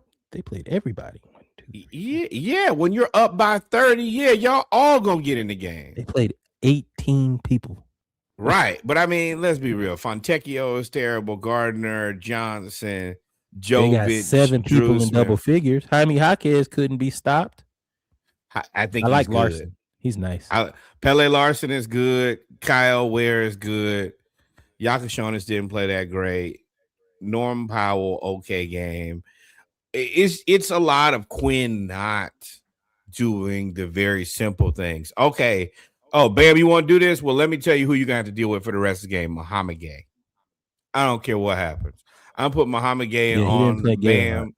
I'm putting Muhammad on Bam. And if he beats us, then he beat our best big defender. 6 free throws. Yeah, we're not a great free throw shooting team either. This game was disappointing. This game, the other part about this is we're neck and neck with Miami, as y'all will see when we get to the standings portion of this. We really needed that. We needed them to not win a game and us win a game. And between them and Orlando right now, we got to do it. And we need to win all of these games because our schedule is getting easier, and we need them to lose all of their games, as I think that their schedule gets a little bit more difficult. Miami has 72 points in the paint. We had 38. And no Koloko. That's the part that infuriates me more than anything is, why are you taking Gabe and Buddy and Keaton? Don't need all of that. You don't. if you like, especially Keaton, at this point, you traded for Gabe. Gabe, I think, is a better point guard than Keaton Wallace. But I honestly don't care. I don't care which one you pick, but you don't need both of them. And Buddy Hield. You got three little guys who you're probably never going to play versus putting Koloko as the third center and a defensive stopper if shit gets out of control. And we just don't do that. And that I don't have an answer for. That is leadership, coaching, all of that. That's the decision that people who are not on the floor make. But it puts everybody else in a very compromising position because we get bullied in the paint because Londale, that ain't his role. And Okongwu, he can't do nothing with Bam and Kyle Ware for sure. Yeah, in a rotate, you can't have all those shortcomings in the roster and have bad rotations. Like, and not be scoring. Don't make sense. If you're gonna get punished in the paint, then you got to put up a bunch of buckets. We don't match up. It's like, hey, they killing us in the paint. We're gonna put in 3 guards and just run fast, and that way that'll stop it. Well, no. So what they do is put in 3 forwards, and then they just back us down and score every time. Man. Quinn infuriates the hell out of me. I've said for a long time now, I think that he can go. I am on the Taylor Jenkins train more and more every day. I do appreciate what Quinn is doing as far as the development of our players. I think that has been great, but you got to win some damn games. And that I think this is a perfect segue into the very next game, which to me is the most frustrating. We did win 115-104 over the Brooklyn Nets, but my God, we got our ass kicked for 3.5 quarters. And I was not able to watch this live. I had to watch it on the rewatch. And I literally had to ask Reggie, what the hell is going on? And these are famous. Hold on. Famously, this is the Brooklyn Nets. It took 5 point guards. They drafted 5 point guards in this most recent draft. And somehow we struggle with them. Dog. First quarter thoughts. Terrible offense. Passing up layups to shoot threes is wildly annoying. Defense is getting cooked. I don't know why Quinn won't play Koloko. Oh, we back in it. Yeah, we had a meltdown. The only reason we back in it is because Brooklyn is Brooklyn. Otherwise, we would have lost in the first quarter. By 40. Second quarter thoughts. Now, this is really good. CJ off the bench. CJ got hot. Nickeil Alexander-Walker started hitting. But outside of isolation ball, our offense looks rough. How are we losing to the damn Nets? Dyson is the new Capella. Dyson gets into the lane. I'm just reading them notes. This is between me and Norwood, play by play. Dyson gets into the lane. He's missed 4 straight layups. At least he's shooting the motherfuckers. We're strong off the bench. Another bad third quarter. Playing Gabe at backup 1. Starting CJ, bringing Ricochet off the bench. Then, out of nowhere, we end the game on a 24-2 run to win the game. The defense finally showed up.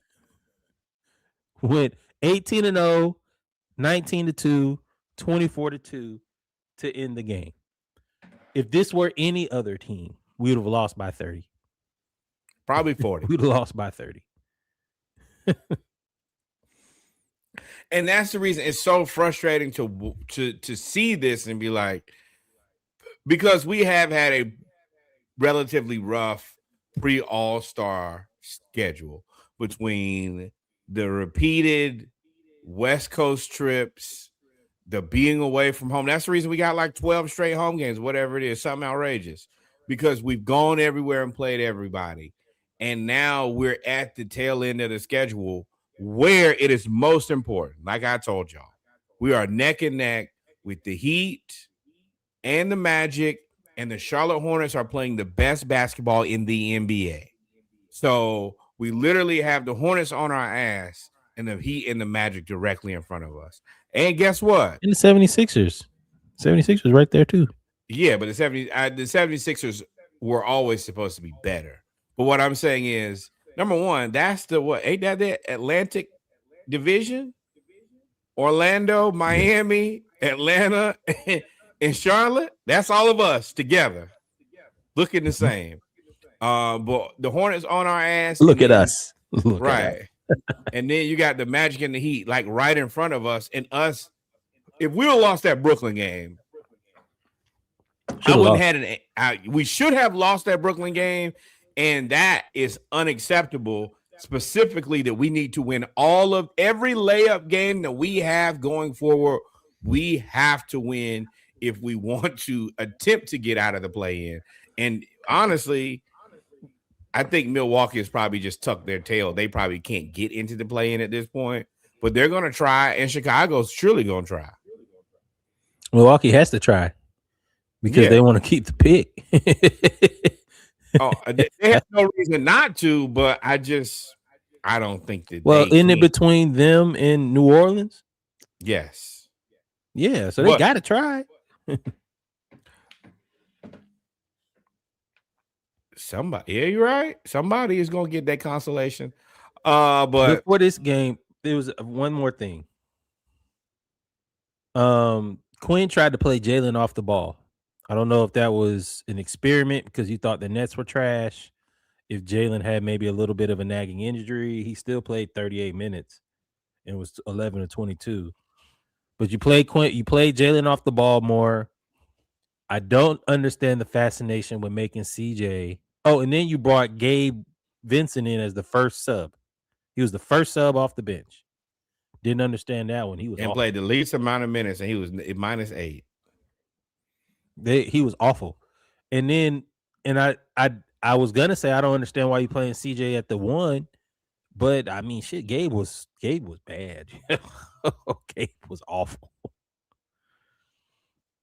I mean, we had to understand that Gabe was awful in LA, and you traded away Luke Kennard for 2 second-round picks. That's going to be what it's going to be with that. I mean, I expect some wheeling and dealing this offseason. I agree. Also, CJ with 18.2 points per game off the bench this year. That's the most points per game off the bench in the last 40 years. And then he was promptly put into the starting lineup. I don't know how long this lasts. I do know that lineup specifically of Onyeka Okongwu, Jalen Johnson, CJ McCollum, Nickeil Alexander-Walker, and Dyson Daniels is by far the most successful. They have the highest positive plus-minus rating of any rotation. I think it's the fourth highest of any. No, it's the highest, and it's the fourth most played, even though we just got CJ not that long ago. It lets you know how many different lineups that Quinn has rolled out there. I don't exactly know what the hell Quinn is doing. Apparently, I saw on the internet that Kuminga is questionable for the Wizards game. Prayerfully, he is available, but I don't know what that means as far as a rotation. I assume the first man out has got to be Corey Kispert because even though he's kind of shot well, he getting crushed on defense. I don't know how that works. I assume that Kuminga, especially coming off the bone bruise, he ain't going to start early, but I think that there is potential that if he plays well and looks right, that he could go into the starting lineup in that Reese spot. I don't hate CJ and Reese off the bench. I think that makes us more confident and more well-rounded. But we're at a point now where I'm watching you have to figure this shit out. We're at the end of the season. We need to win all these games, and we're about to play a bunch of winnable games. We play the Wizards tomorrow, and we play the Wizards Thursday. We need to go 2-0. We ain't got time for that. They're actively trying to lose. We can't trick off none of these games. Yeah, I like Ricochet off the bench with CJ. CJ and Ricochet play pretty well. Ricochet off the bench probably it stung a little bit for him because he played like he had something to prove. He came out, hit a three, got a steal, got a dunk, got an and one, and then that was pretty much the extent of his scoring. Um, I think it would serve well to put Kuminga out there. I do see Kispert probably falling back, but to me, being able to score and having Kuminga out there eventually, of course, you're right with the bone bruise, but being able to score off the bench is something that we don't really have the luxury of other than CJ. And now that you're putting CJ in the starting lineup, I would rather him go back to the bench with Ricochet and allow those two to kind of be the guys to be their own shot creators. Because Ricochet was getting to it. What was surprising was Ricochet was getting in the paint and he was hitting and ones. Now, Ricochet needs to bow up a little bit. He's 20 and he's got to get in the gym because he tries to do a lot of finesse, a lot of stereotypical French type stuff, real finesse move. No, he's going to have to learn how to go, as Dominique said in the broadcast, he's going to have to learn how to go through somebody's chest. But that comes with time. But allowing him to be more than just a catch and shoot guy, you can see the potential there. And CJ actually allows that for him. And then that allows Kispert. I don't understand. Quinn. It's a lot of Quinn. To me, it's more Quinn than you anything. You have no spacing. That's your forte. Is spacing. We had no spacing. I'm sorry. We're talking about CJ. And that is the selling point for Ricochet is as much as I, used to joke about Zion and his metabolism is eventually slowing down, he gonna gain weight. Ricochet is 6'8", 200. When he get them 20 pounds, which I assume that he will prayerfully get, that he needs to find, is going to make him a different basketball player. And I think the same thing about Asa Newell. If he can get 20 pounds or get you 10 to 12 in the summer, 20 pounds is a lot to put on in a summer. But if they can both get 10 to 15 pounds, that will make their life infinitely better. Yes, Sneaky, you are 1,000% right. A small point guard did make the spacing a lot better, but it also did not allow any of these guys to develop because they're just standing around waiting on rebounds. And small point guard being Trae Young, who they're talking about. Sneaky correct. Who is your team, Sneaky? Orlando Magic. Orlando. Yeah. We are cousins. We both on the same bus. But I mean, the development, and I hate to say it, but we the same record with him, same record without him. Then what you gonna pay $50 million for? So, and once again, best of luck, Trae, in Washington whenever I guess they try to play basketball again. But right now that he's there. Hey man, not my problem. Y'all figure it out. Don't figure it out. Go somewhere else. But for me right now, I mean, I'm pretty sure we have either identical or maybe a better record than we had at this point last year. But it was about the same. We still in the play-in. So yeah, you don't pick up a player option if you're gonna end up in the same spot. A $50 million player option if you're gonna end up in the same spot.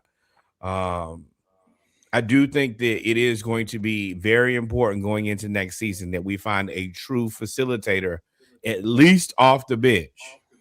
Like I think that. Here we go, man. Pissing me off. I think that we need a legitimate point guard. Gabe, you will be out of here.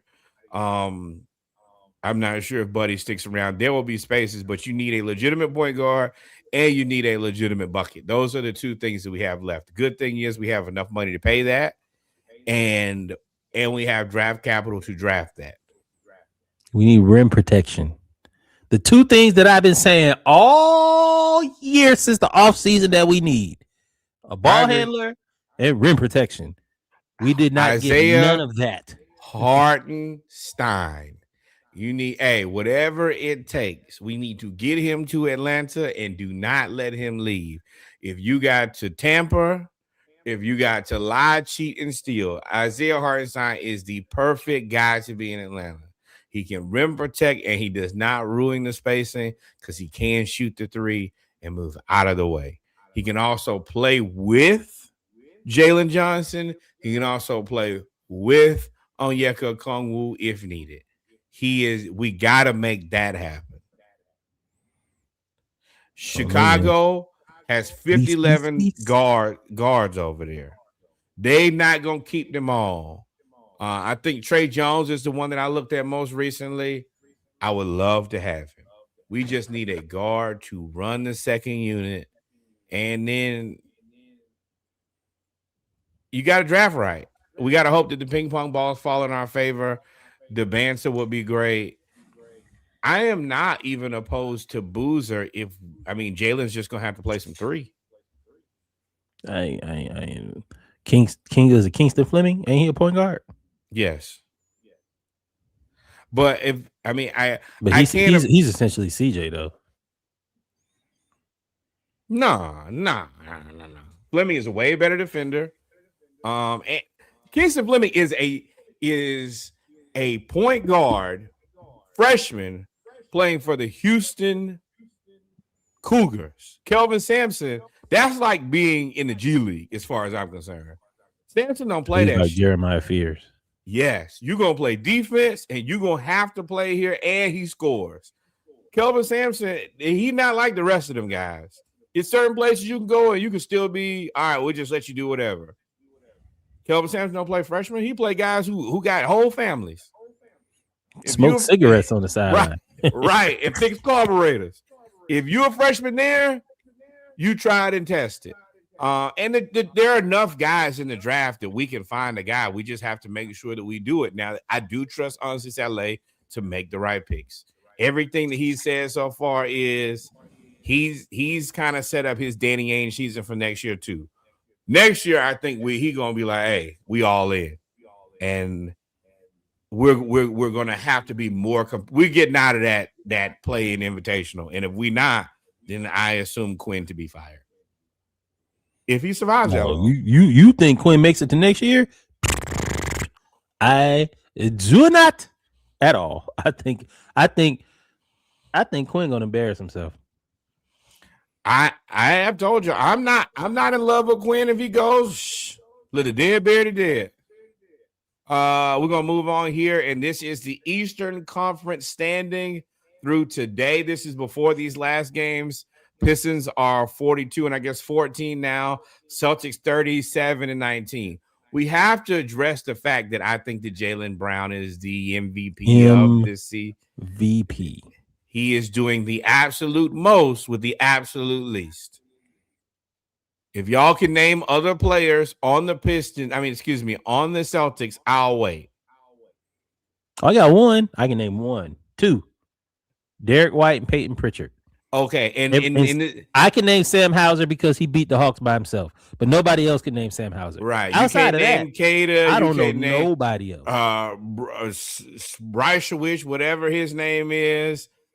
A lot of consonants in his name. Right. And on top of that, even when you look at the guys who you can name, Peyton Pritchard's not like, and I love Peyton Pritchard. I would honestly love to have him on the Atlanta Hawks. He's not a popular name. Derek White has turned himself into, he's probably done the best personal rehab job Caitlin Clark of anybody. Y'all need to go back and look. Peyton Pritchard actually been hooping. But like Derek 36. Right. Derek White as a guy that he's just kind of like a guy and has turned himself into a legitimate. I don't know how to explain him. He's not like a star or anything. He's just a really good damn basketball player. Malcolm Brogdon. He plays defense. He hits the open three, and he makes the right pass. I think he's better than Brogdon has ever been. No, he is better than Brogdon. He's just the next iteration of Brogdon. Right. He's the next iteration of Brogdon. The Knicks hit the three. Knicks 37-21 playing soft. I don't know what they're gonna do. Sometimes they look like world beaters. Sometimes they look like Tarzan. Sometimes they look like Jane.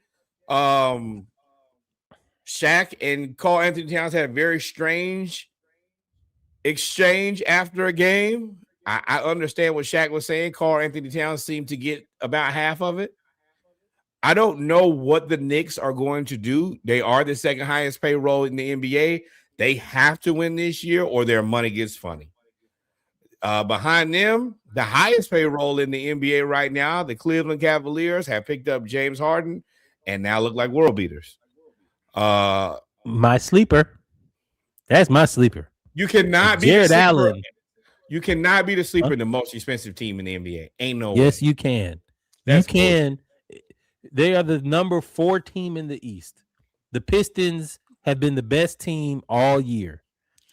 Right now, adding James Harden, who and having the whole talk with Jared Allen and basically saying, hey, MFer, you can't defer to Evan Mobley.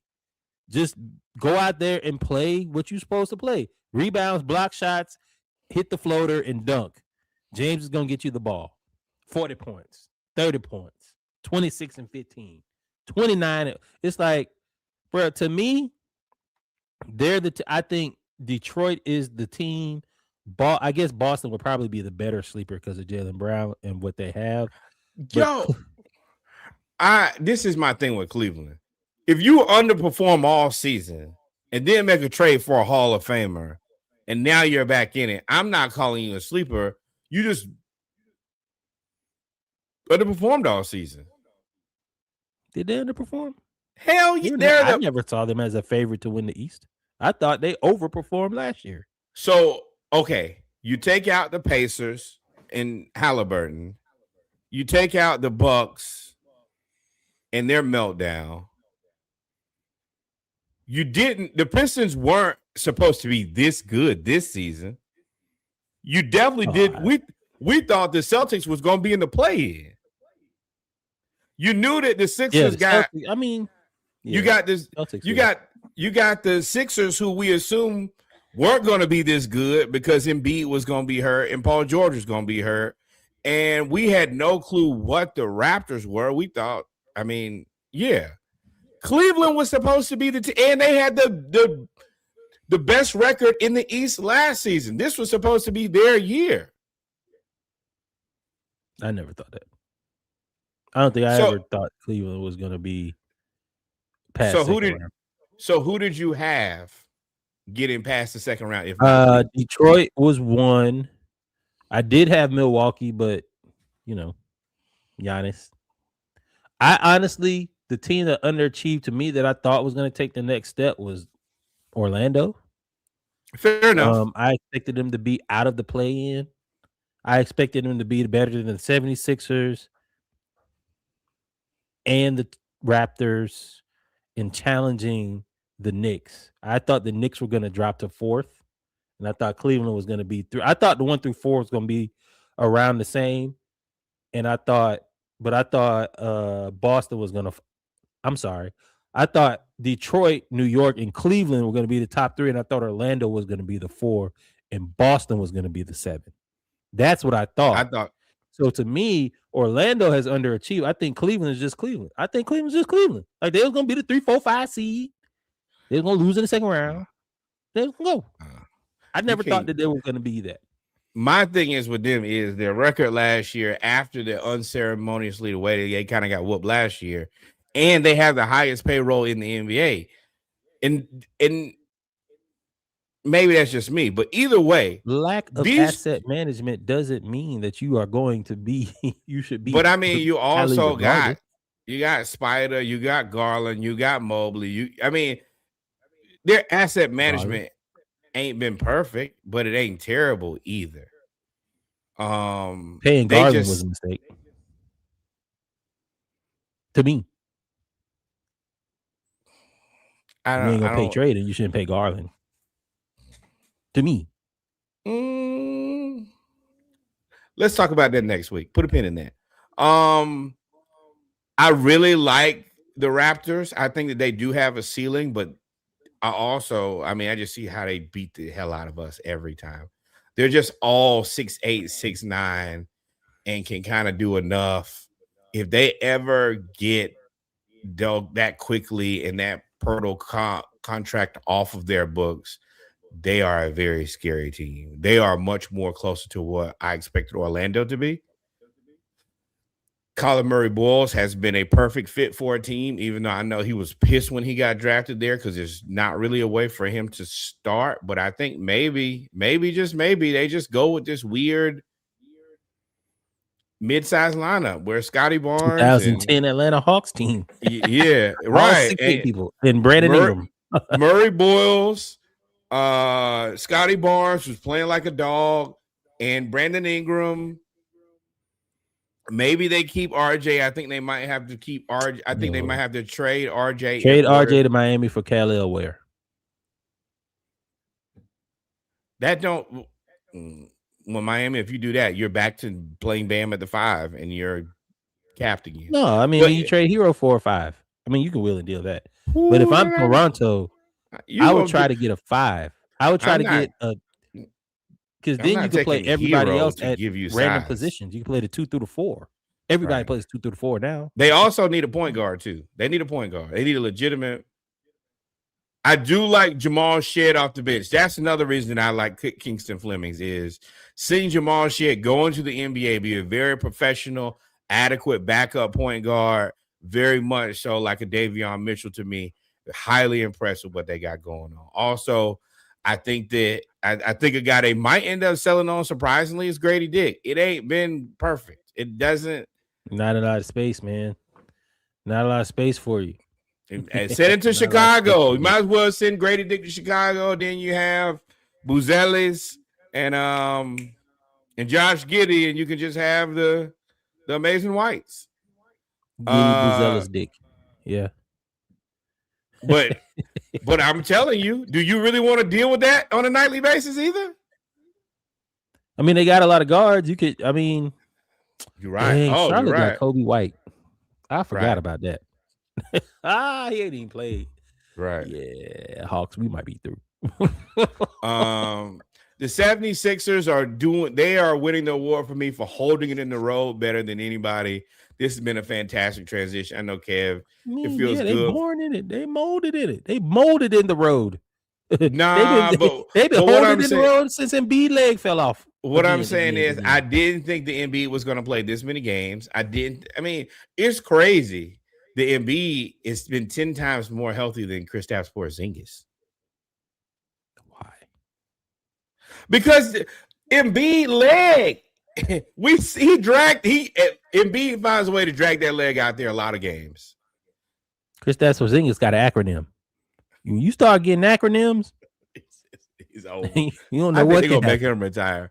The 76ers and VJ Edgecombe and Maxey and Quentin Grimes have been great. Now Edgecombe. You never saw Edgecombe. You didn't think he was gonna be this. Yes, you did. You knew he was gonna be good. Yes, you did. Yes, you did. When he was the 4th pick? No, when he was playing for the Bahamas, dunking on people. I was like, oh, he knew what he was gonna be. He never been a question to me. The question is trading. I think they traded Ousmane Dieng and McCain. McCain has gone right over to OKC and made himself very comfortable as a 3-point shooter. And Daryl Morey said, oh, I think that, we won this trade.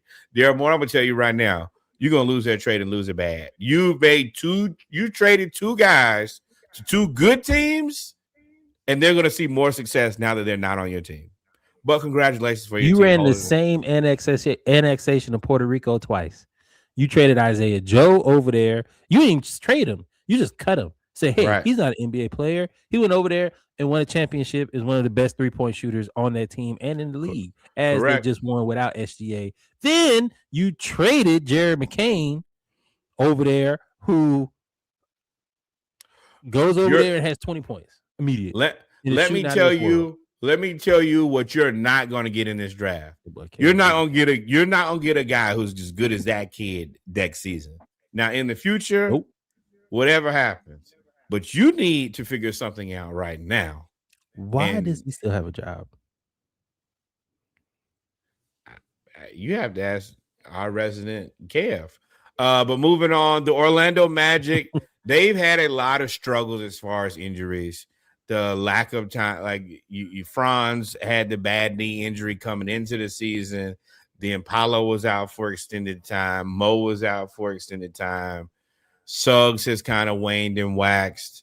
Bain has kind of finally, Bane has seemingly found his space, and Anthony Black, 2K legend. Shout out to the God. He looks like a very legitimate basketball player, and his height allows them to go with the 3-guard lineup that doesn't get killed on defense.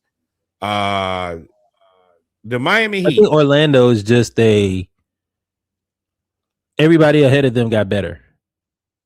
I think everybody except maybe the 76ers, but everybody ahead of them, the Raptors, the Cleveland, New York. No, they fell off. They started out the season kicking ass. They had the new offense that nobody had seen, and there was no game plan for it.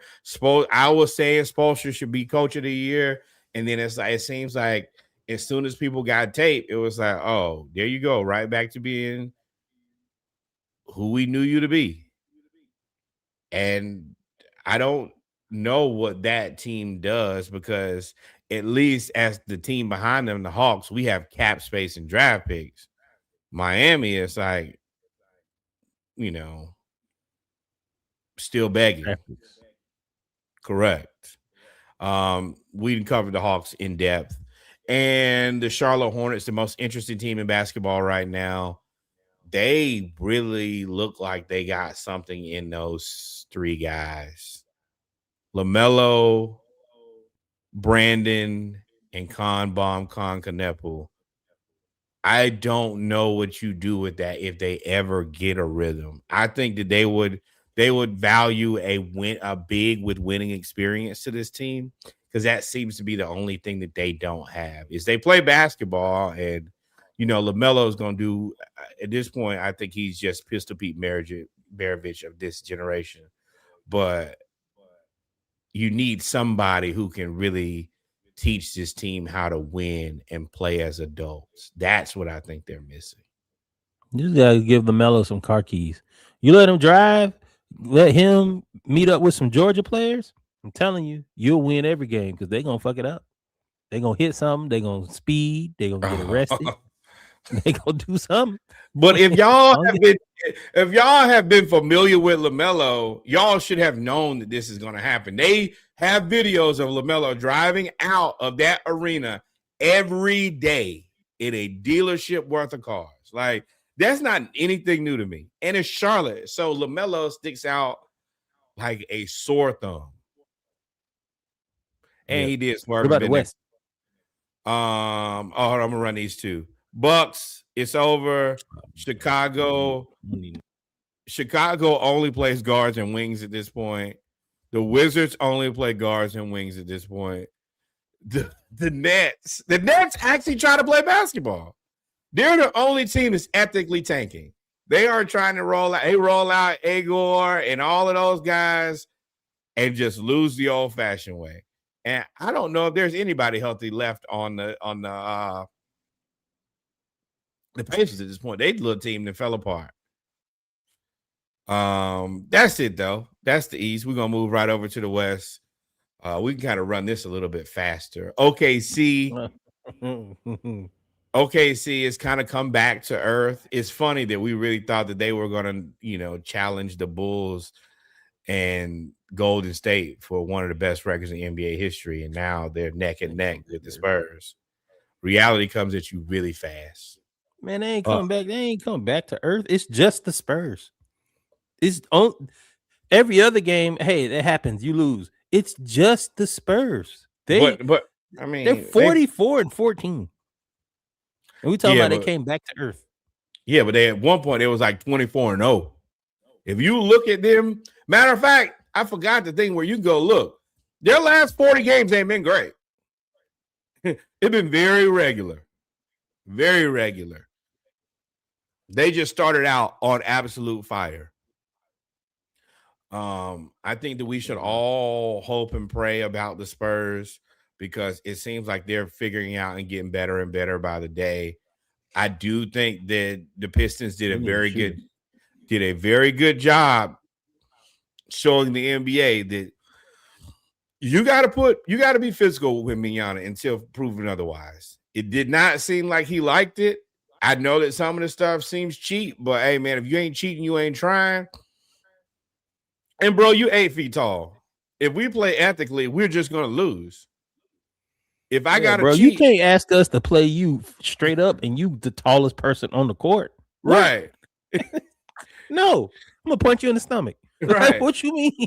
I'm not about to do that. Crazy. Wouldn't be out there trying to play like he in the. Nope. Let me be quiet.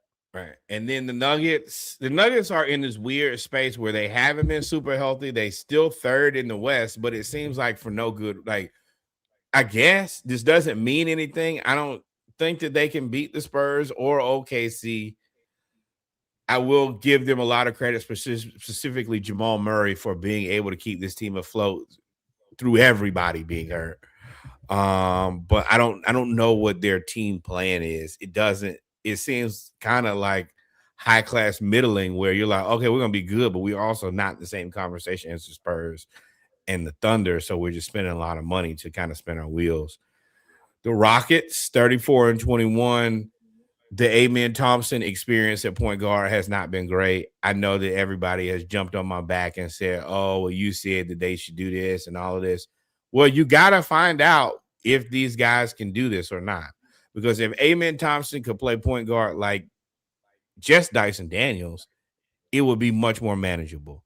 But that does not seem like a I mean, thing. that's what he does. They both No, can't shoot. They play defense and no, they no, finish no, in no. the rim. But Dyson is just a better point guard than Amen Thompson. Dyson is a legitimate point guard who just needs help. Amen Thompson is not a point guard. And I think that probably means that either Tari Eason or Jabari Smith is moved Could have in traded for this. Trey. You could have traded for Trey. I said you should have traded for Trey. I'm not $50 million player option on this team don't work either. That requires you trade Jabari and Yeah. no, I think that you At can the find time, Steven Adams wasn't hurt. That's a big miss too. Their rebounding isn't as great as it was before, and it's crazy that they still fourth in the West. right. Yeah, but for The team me, I that's crazy mean, for me is the Timberwolves that are sixth. That's surprising. I thought they would be at least as good or better than the Lakers and the Rockets. well, the Rockets, you can find a decent point guard for $30 million. I'm not $50 million play option on Trey is crazy. And if you're good, he's gonna want more. And that is gonna require you to have less.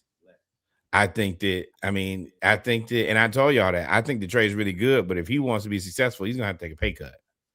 If he keeps the money, he goes into the Miles Garrett, Giannis Antetokounmpo conversation of, I want the money.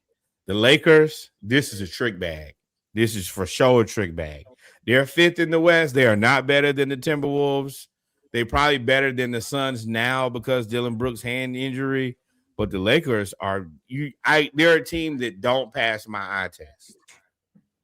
It's cool right now with LeBron and Luka and Austin, but you know this gonna fall apart. And God forbid anybody get hurt, it's over.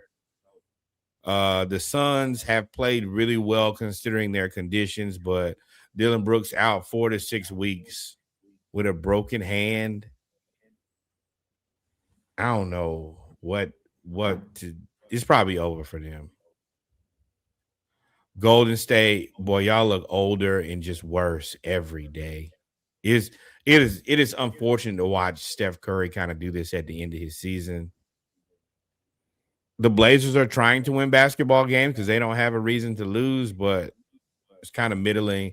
And then the Clippers, they're trying to win.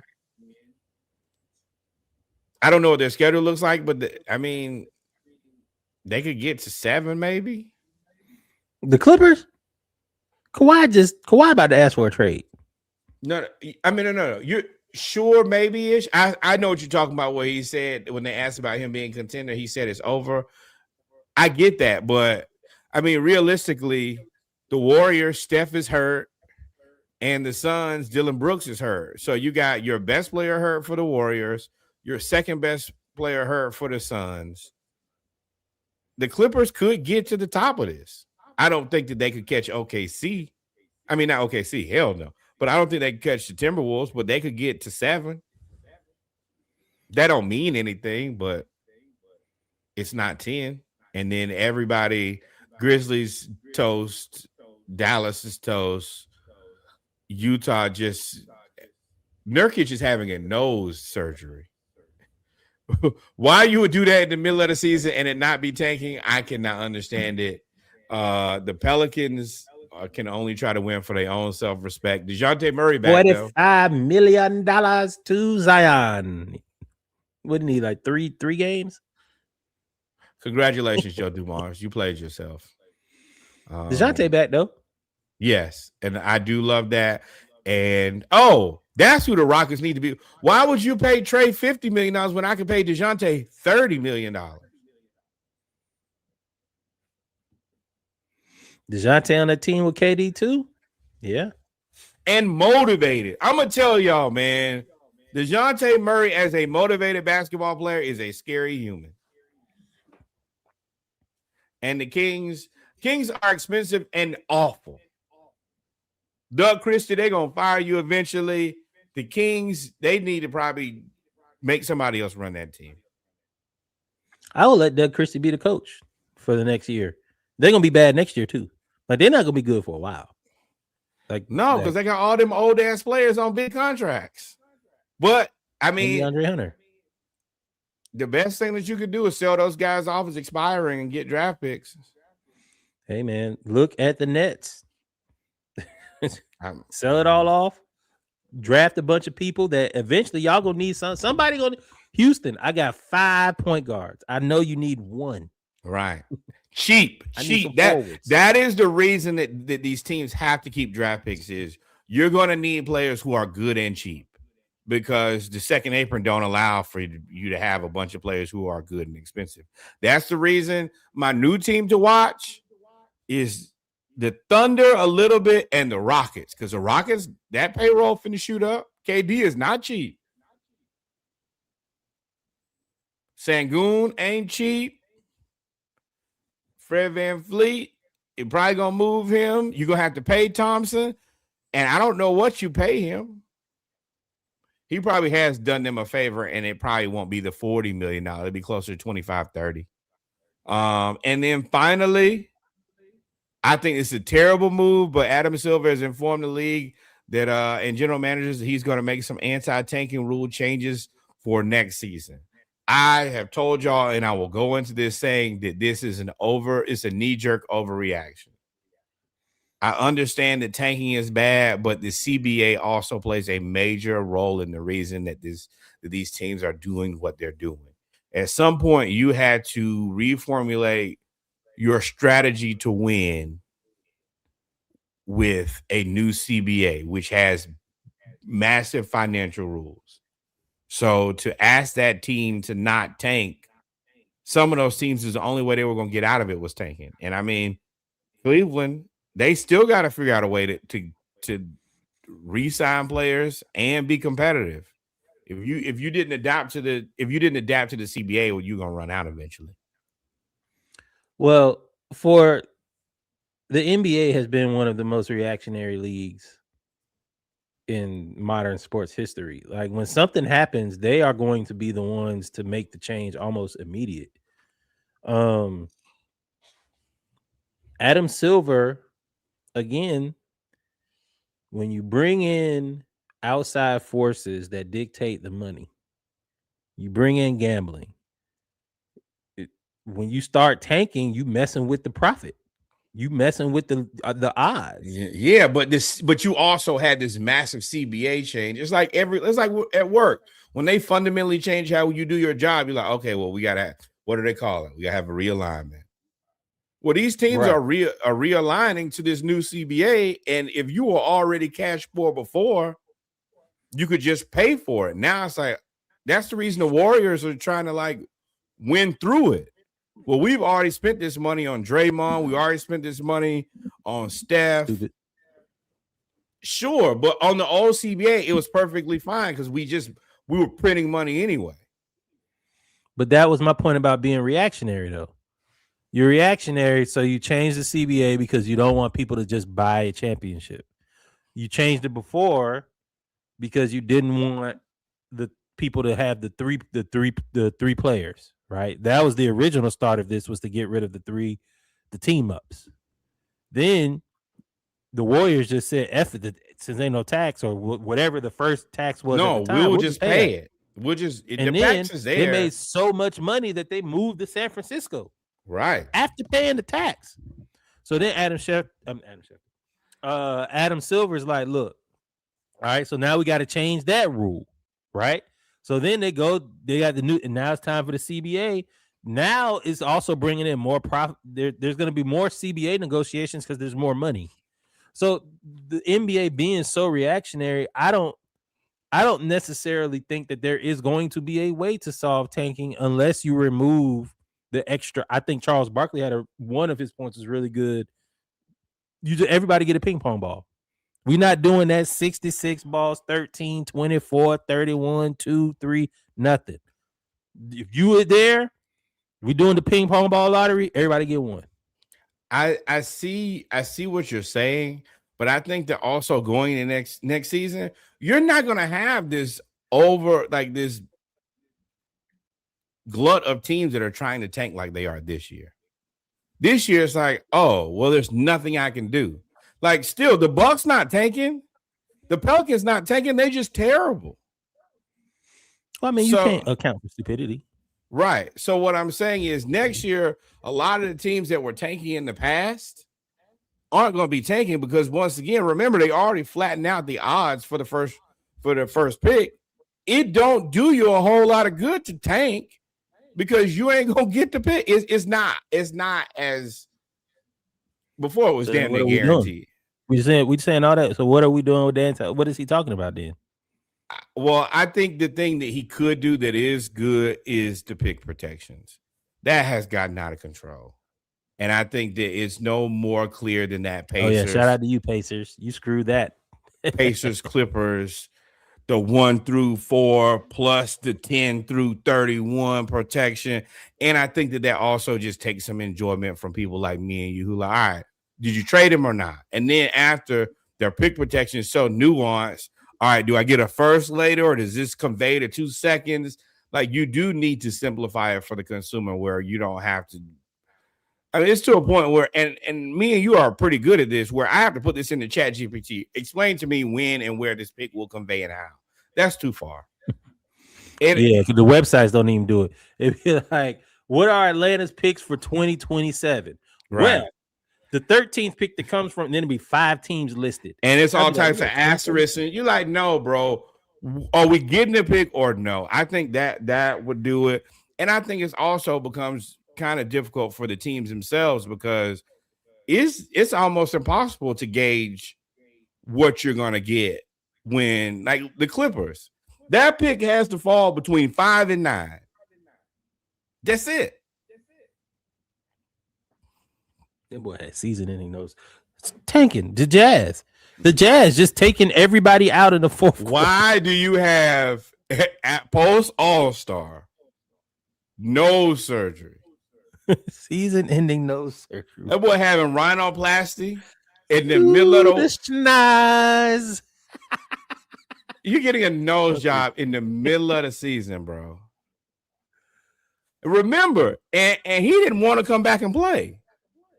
Mind you, he had 3 straight triple doubles this month. Mind you, that they got hit for this year and last year in both cases for not playing their best lineups.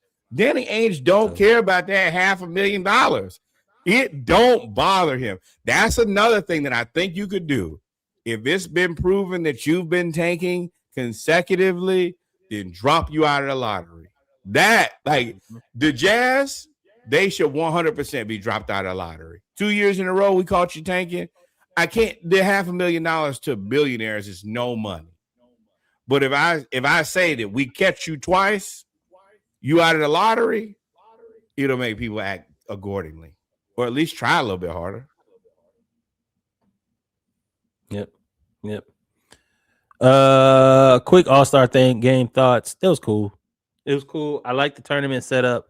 Wemby makes it better. I think Wemby playing tough would have made any format competitive. Um, Kawhi is funny. Played really, really well. Should have won MVP. Oh man, he was cutting ass. I can't wait for the 3-point competition next year. I don't think Dame should have participated, but I mean, it is what it is. Next year will be fun. Cancel the dunk contest. Just cancel it. I don't even know Buddy's name that won. He was Crip walking from Oakland. I know he's from Oakland. I think that they just need to let the best dunkers in the world have that. Non-NBA, just the people that be doing all the crazy stuff. Like Correct. the guy that just did the backflip dunk and dunked it with his toe. And I'm gonna tell y'all didn't let Matt McClung be in the dunk contest for the right reason, because he could have been third year in a row. He showed he knew what he was doing. He said, "Yeah, Basketball Hall of Fame." He would have made Right. the Basketball Hall of Fame off the dunk contest, and y'all would have been real mad. Right."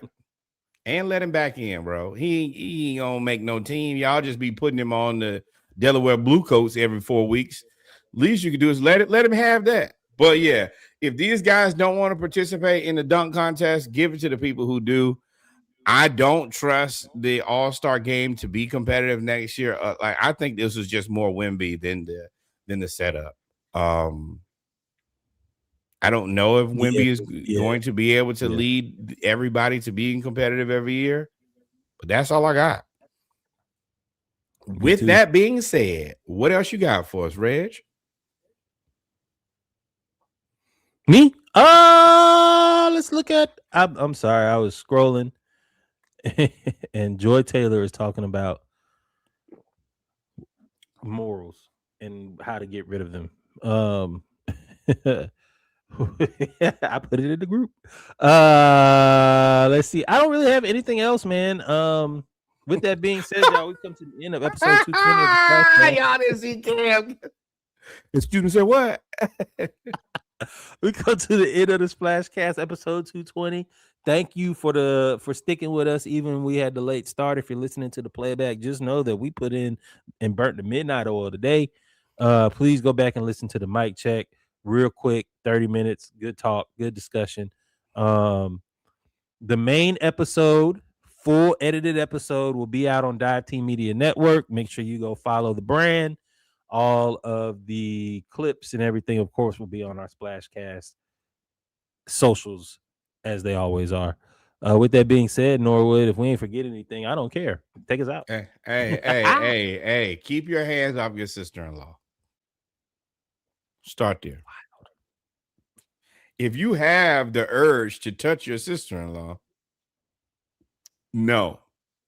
If she says no, if she says yes, y'all are both terrible people. Y'all are a terrible couple together. And you're uniting your families in terribleness. Number one, more black baseball. And I heard good news. Ronnie Rockets will be the leadoff hitter for the Atlanta Braves the upcoming season. Let's go, Bravos. Number 2. What up, Kev? Holding it down in the back. Threw up the deuces. Number three. Once again, R.I.P. to Jesse Jackson, civil rights And Rondell leader, visionary, and Rondell Moore. Number 1, the historically black college university your cousin went to, your auntie went to, your uncle, the person that used to laugh and kiki in the back of church. Send some money to that historically black university and send your children over there, and not to college. Send them over there to have the HBCU experience before, so they know what their people look like and sound like and come from. Number 2, the historically black college university in your neighborhood. The one that you go to for homecoming, step shows, to be around young people. You go over there and you drink up all the liquor and you eat up all the food. Send some money over there. That school needs it. And then finally, the greatest learning institution in all the world, the one that gave me, Kev, and Reggie a degree, the Hampton University. We only ask for $18.68 on behalf of that learning institution, the standard of excellence, Hampton University. And I heard possibly we trying to bring back the golf team. We trying to bring back the golf team for the boys and girls. So support black sports, support HBCUs, support black creators, support black golf brands, support HBCUs too. Right. And we out this thing. Adios, mi amigos. God is love. Y'all be safe. Hands up. Eyes up. Off your sister-in-law. We out of here. Peace. Lowest of regards.